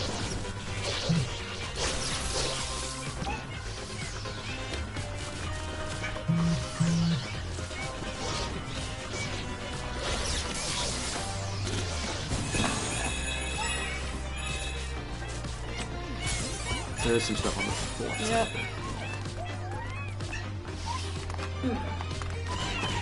Sorry. Gotta drink more water. Hydrate. Or dihydrate. We're at 9.3. There's a good chance we hit 10. It is. Again, just keep donating your $1 if you have some friends. We really appreciate it. Yeah. All of the money goes to direct relief to help fund earthquake, medical costs, repairs, basically whatever people need to basically directly relieve the effects of the earthquake. Yeah, they've been doing this for a very long time. They're used to doing this. They've done this kind of immediate outreach, and medical assistance in a whole bunch of places with a bunch of different types of disasters. So they know what they're doing. They've done this a lot. They're a very well-regarded organization. Websites like Charity Navigator, you can see, what they give them for ratings on how much of the money they raise goes to their work as opposed to administrative costs. In that case, the lower the better. You can also see their transparency. The lower being the amount of the amount of work the amount of money going to administrative costs being lower. Yeah. To be clear. Yes, of course. But they do really good work. So yeah, that's why they're the organization we've chosen to support. There are a lot of local organizations in Turkey and Syria that are doing very good work as well, but we wanted to go with a large international organization, in part because it makes them more likely that they will be on YouTube giving, which makes it easier for us to do a fundraiser for them. Yes, there are plenty of very good local organizations. We don't want you to think that we don't like any of the local organizations or that we don't trust them. We can only fundraise for one group at a time, so This is where we're going. This is where we're going. Some of them we have overtly said we don't trust, but yes, don't assume that about all of them. Yeah. But yes, there are plenty of good ones that you can also. I know that have been doing this for a very long time. Have been funding hospitals in the Turkey and Syria area. So, just because we haven't chosen an organization, so if you have been having trouble with this fundraiser and choose to donate to someone else, just, take a look at them, make sure it's a very good organization, but there are a ton of local organizations that have been doing great work and are continuing to do great work. So, but if you do choose to donate here, just know that Direct Relief is a great organization and will be putting your money to good use. Maybe for 10k we could also stab another lightning round? We could try to do another lightning round on what though? Yeah. Could do TV shows? We could try to do TV shows. I don't watch a ton of TV. We could try. Oh, let's see. Green thing. My arrows won't shoot that far. We could do TV and movies. Just kind of stack them together, make it a little bit simpler. Do another kind of generalized. I don't like the bow, which is funny because I usually play Ranger. The bow in this game is a little weird on controls. It gives me very high standards for bows. Yeah. It's basically it's got the squishy arrow you can see once a little over tips. Unimpressive. I did like Hawkeye. I watched Hawkeye on the way back to Iceland. No, hold your TV opinions. Yeah. Okay. If you want to hear more, get us the lightning round. Yeah. Not only did he watch Hawkeye, he watched something else as well. I did. Find out more at 10K. Me watching television? We downloaded some stuff on Disney Plus. I can't speak French. I'm trying. I can speak French, but not at the moment. How do you say horror in French? Horror. It's just horror, but without the H. No, nope, stop. We're stopping. We're not speaking French anymore. I'm too tired. Anyway, where do I go? We can also trade off if you'd like. No. Oh, right. I shoot the bomb. Yeah.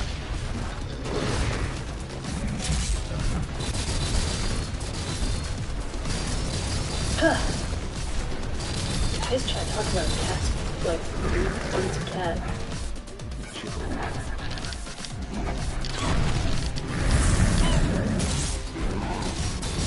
Oh, I'm sick. Bomb dragon. They killed me. We'll come back and try again. I gotta use a second kill for that one. Yeah. Good morning. Hello, good morning. For a bit.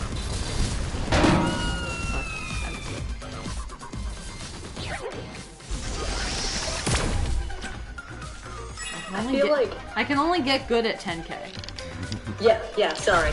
10k, lightning round, color labyrinth, and also science is good.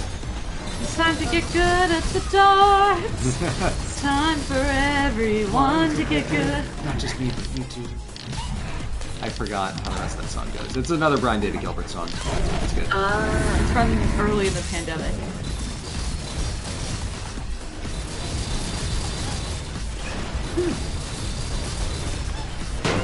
Chat's saying the game sound is way too loud. Again? I can... It's possible that the bomb dragon is a little louder than previous things we dealt with. That's fair. I took my headphones out, so I have no idea. Oh, yes. There you go. That one, yeah. There you go. I think there's also an audio balance button, so we can also just like up our audio balance if this doesn't fix it.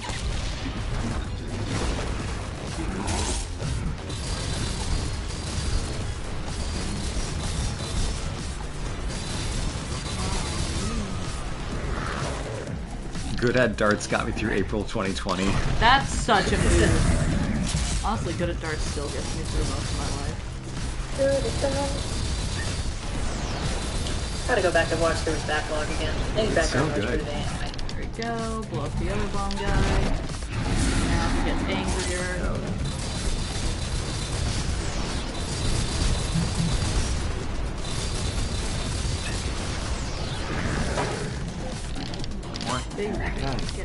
One more! One more! Back. Nice. There we go. Got him. Big bomb. I need to go in that hole. You can shoot through it. You don't need to go through it. I feel like this specific part of the game looks very Sonic Forces-y to me. Yeah. Or Sonic Frontiers? Sonic Forces. Oh, okay. I know Sonic Frontiers just came out. I haven't seen much about it, but this one, like, something about the brightness level, the specific way the camera's moving, I don't really know how to explain How did that work? It's just got that vibe. It saved you. That's wild. Yeah. The little robot whipped itself back up to the platform. Yes, that was very stressful. I know, and then I tried to do it again just to see what would happen. Second.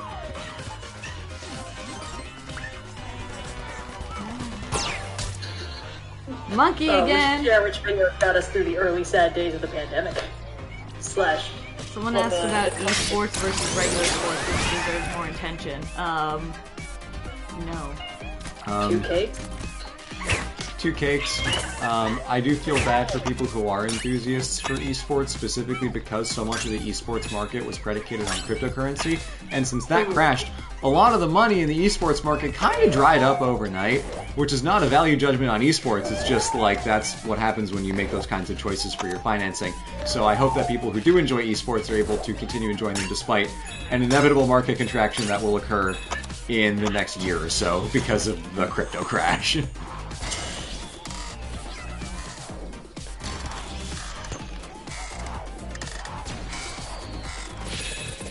I'm just remembering, Boo, you got me into the channel, Let's Game It Out. Yeah? Yeah. Back before he got like 3 million subscribers. Oh my gosh, yeah.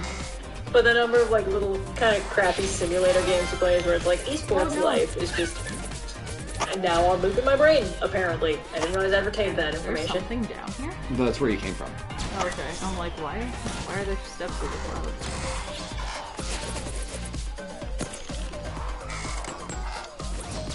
clouds? What did Red, Blue, and Cyan do during the pandemic?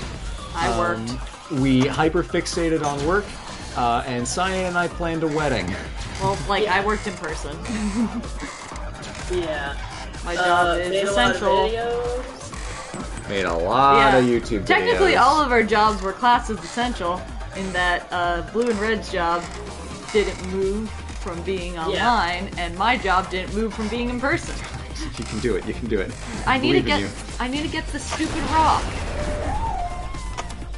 I tried it twice while you were looking at the where it's chat. like, boy, if we had quote-unquote real jobs, we would have been kind of screwed.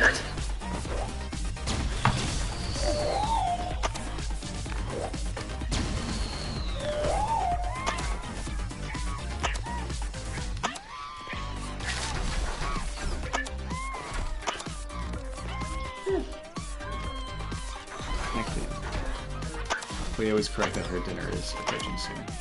Yes, that's my girl. Oh, if it turns, you die? Oh. I thought it would just turn.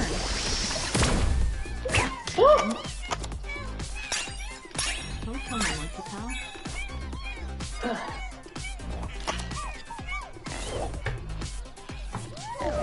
tell. Person in chat pointing out, implying the pandemic is a past event and not our current reality. And it's like, whenever people are like, so what did you do during the pandemic? It's like, well, you know, I made breakfast this morning. I'm assuming they meant during lockdown. I think that's probably what they meant, but yeah. There was that sort of like cognitive dissonance of people being like, in the same breath, like, oh man, thank goodness that's over, and yeah, I got COVID last week. It's like, yeah, thank fuck that's over.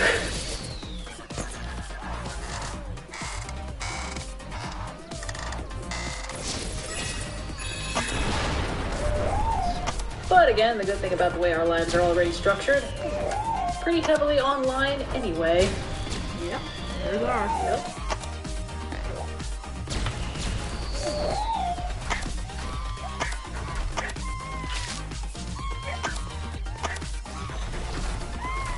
Whew.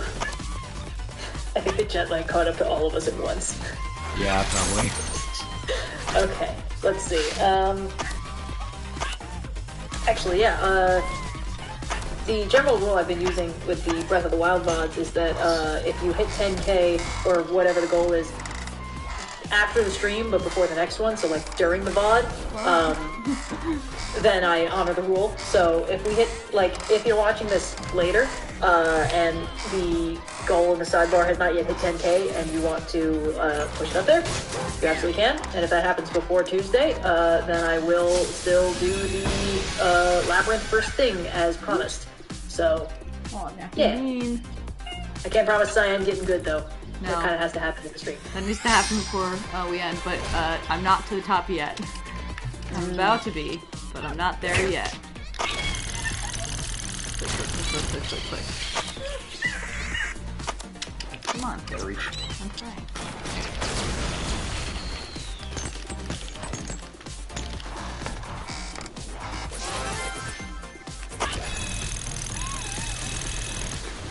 Well, it really makes a lot of sounds because you're on the controller.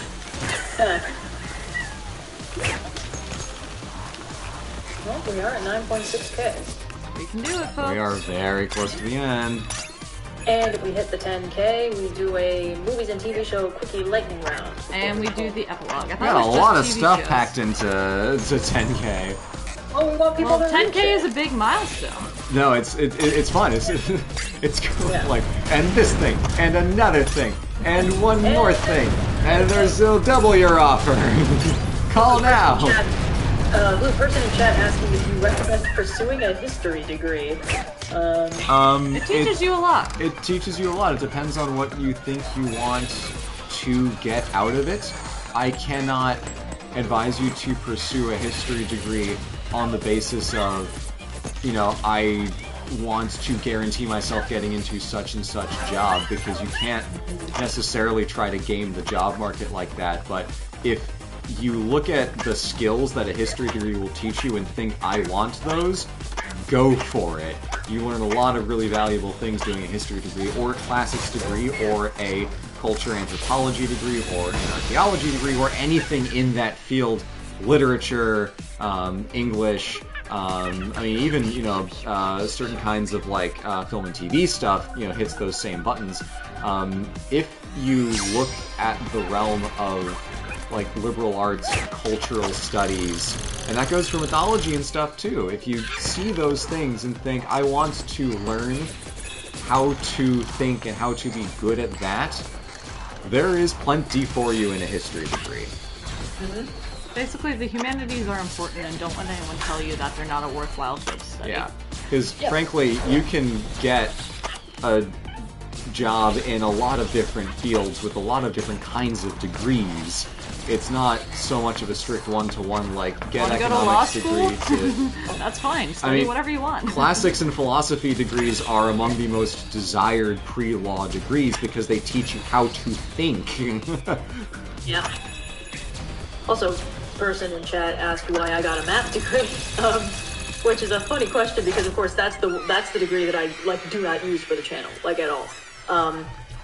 And it's an interesting thing to discuss because, of course, people get different degrees for all kinds of different reasons.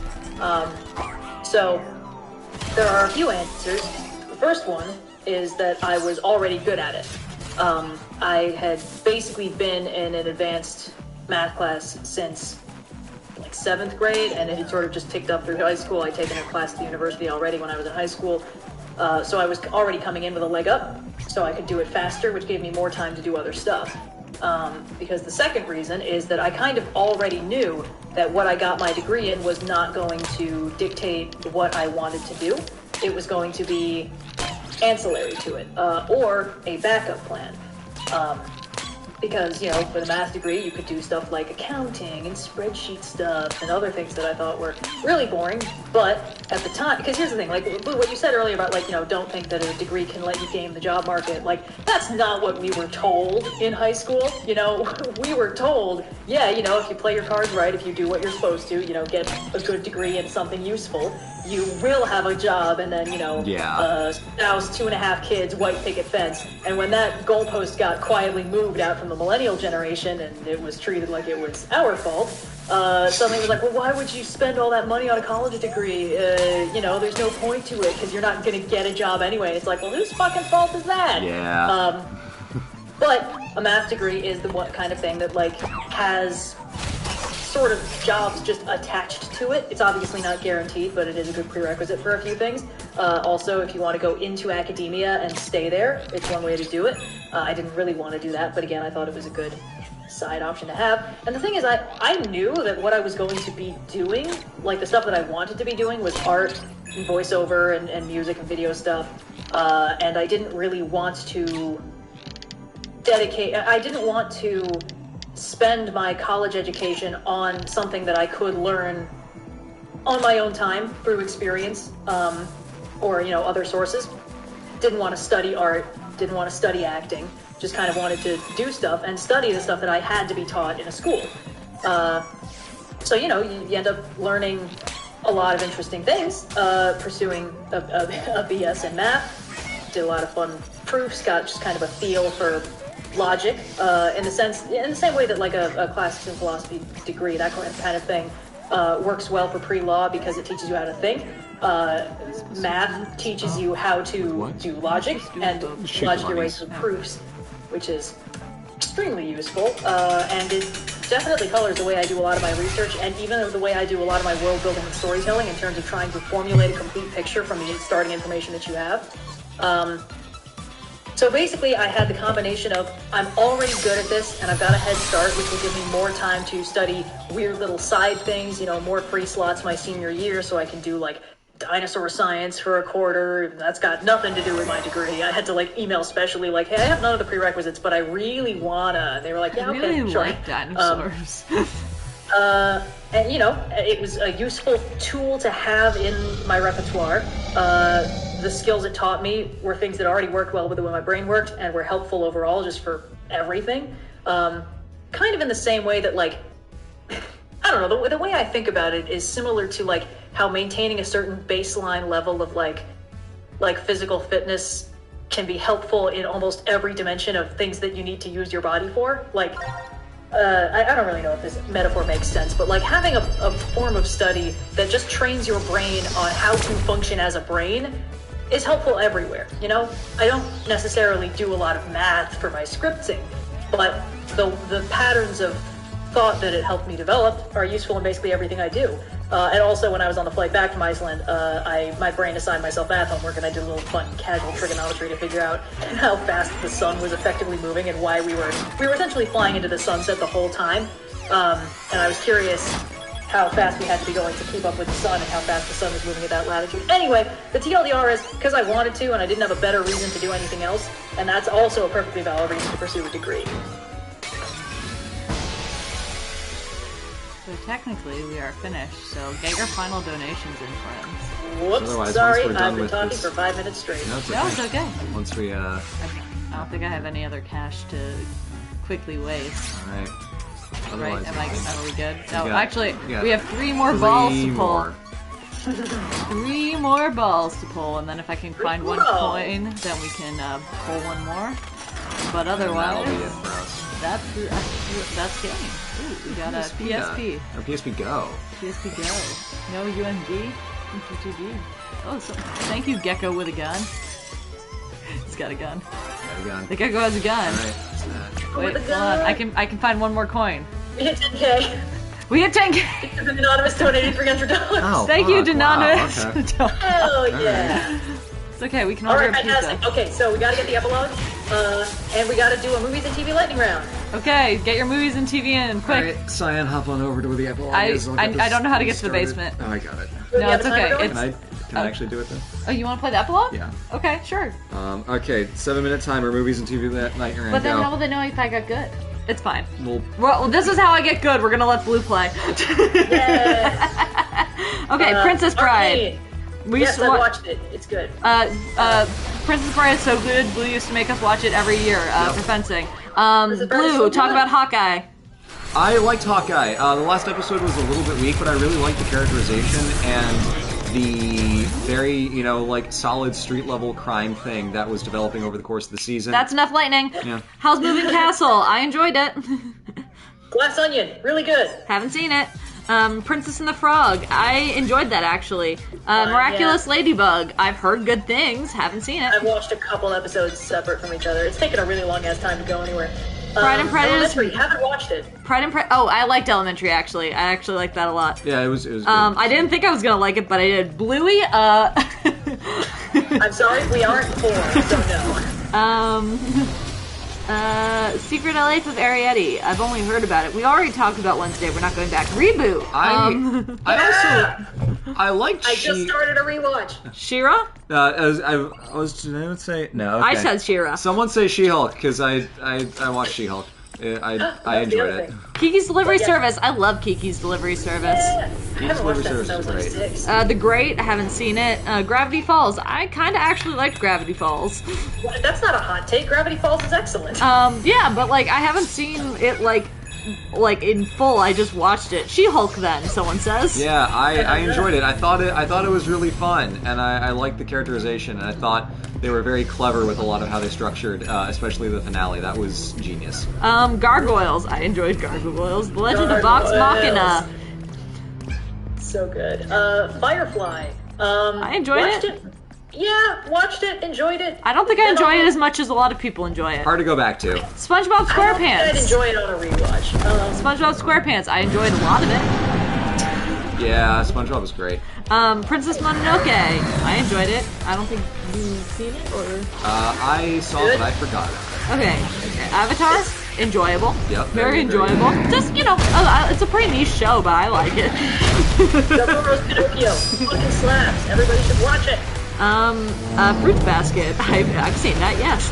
I have indeed. I have indeed watched that. Stranger Things. I watched the first 2 seasons. I haven't actually gone back and continued to see it. the first 4 episodes and haven't gone back to the let's see, Spy X Family, haven't seen it. Oh, the manga's really good. It's super cute. I've heard. I just haven't gotten around to seeing it. Hilda's great, and it makes a lot more sense if you just got back from Iceland. We're not talking about it more. Why does that keep being mentioned? Stop mentioning it. Good Omens, I've read it, haven't seen it. The show's really good. Mentioning it. Doctor Who, I enjoy Doctor Who. I haven't kept up with it as much now because we don't have cable. Is the Netflix Monkey King the new Legends of Monkey King? Because if so, I watched it and it was real bad. It was like, levels of VFX. Clone Wars. Which Clone Wars? Either of them are good. They're both good. I hear I can stop bringing up anime. Don't make me. No, you can bring up anime. Just tell me what they are. Don't make me do the anime. Don't. It's not you. I'm not answering everyone you're answering. If you say an anime one, I can give my thoughts. I know, but I don't want to have to give my thoughts. You don't have to. What are we doing here? Favorite doctor. Oh, 100 is good. Favorite doctor. It's really good. I haven't watched Samurai Champloo. Favorite doctor. I'm basic and I like 4 and I actually really enjoyed 9. But 10 it also has a special place in my heart because I watched 9 and 10 at about the same time. But 9 was my first doctor, so yeah, as being my first has a special place in my heart. Cyberpunk Edge Runner, hot take, not good. Soul Eater. Sandman, very good. Soul Eater. Haven't watched it in a long time. Yu-Gi-Oh! Stupid and I love it. Everyone loves. Yeah, well, everyone loves Yu-Gi-Oh! That's the whole point. JoJo, haven't seen it. You haven't seen JoJo? I've tried. It's not very. I mean, I haven't seen much of JoJo. I've seen the first episode. There's a part where the main bad guy and the main good guy are yelling at each other while falling through a house that is on fire, and also, at most good stories tall, the conversation takes over a minute. BBC Merlin. I watched some of BBC Merlin, and it was fun.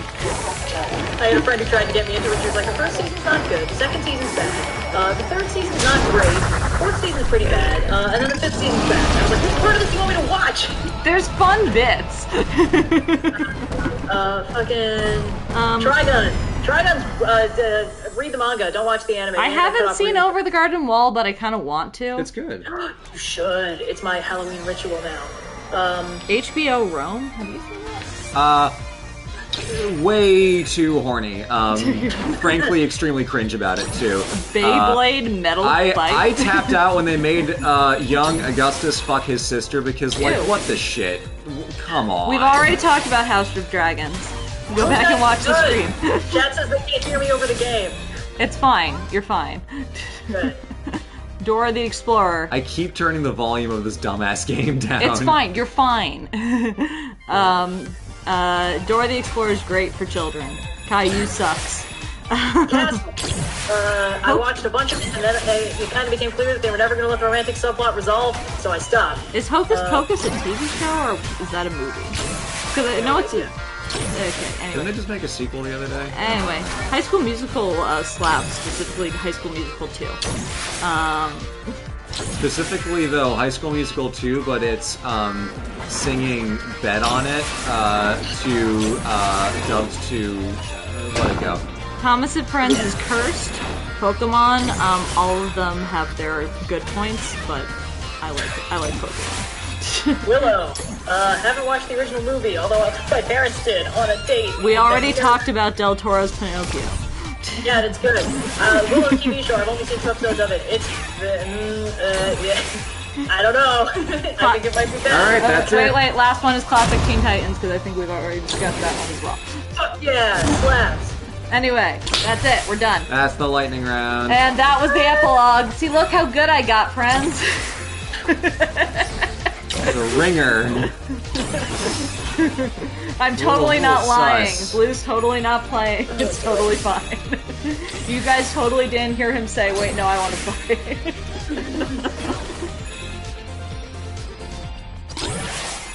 I wish every game console had a game like this. I wish Nintendo had a game like this. I wish Xbox had a game like this. Because it's just It's just so pleasant. It's so fun, and it's a celebration of everything that people love about this whole, like, ecosystem of games. The more I look at this goofy little guy's run cycle, the less I like it. But other than that, it's very cute. He runs differently on different types of material. Well, that's adorable. But yeah, it's usually like tink, tink, tink, tink, tink, tink, tink. Just a little wave. Yeah, you guys wanted me to get good. I got good. Oh, yeah, someone asked if we have any wedding plans. We did. And then we did Sorry, them. you messed up. We got married in 2021. So, yeah. And the reason I'm saying the audio is fine is because the stream is over.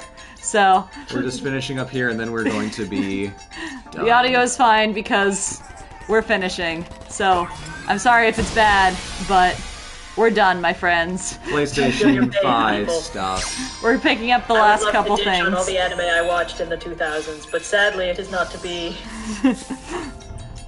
But thank you so much for coming. Thank you again for all your donations. We really appreciate it. Please feel free to continue donating. The link is still live. It's going to stay live. You can either donate here, or if you want to donate to any other charity for relief to Turkey and Syria and the earthquakes, definitely support that. Not the government. I would also recommend you come back on Tuesday. Yeah, to watch me do the Kala Labyrinth. The labyrinths will be taken care of. At least one of them, probably the rest as well. It's just going to take me a little while to get there. And the one, I don't remember which is the one that has the Guardian Circlet, but whichever one that is, we're getting. Yeah, so. Yeah, I don't know, is that the blue flame thing for the Akala Labyrinth? Or the tech lab? We'll do some research. The Akala Tech Lab is its own thing. I think I asked if it was the Akala Labyrinth that had the Guardian Circlet, but it isn't. But I do still need to do the Akala Blue Flame test. So honestly, thank fuck I have to do the Labyrinth first, because I wasn't really looking forward to that one. But yes, so now that we have gotten all of the PlayStation artifacts, we will, well, all the key PlayStation artifacts, we will sign on off. Thank you all for joining us. Thank you for raising 10K. Yeah, thank you guys. Thank you for Cyan for being the mastermind behind this and helping make it together. No. Thank you for pulling this together. I was feeling very tired and worn out, but we adjusted our strategy and came up with a plan for today's stream that ended up working very, very well. So, thank you guys all again. And we will see you on Tuesday. Bye, friends. Good night, puny humans. Oh yeah, that was the lore.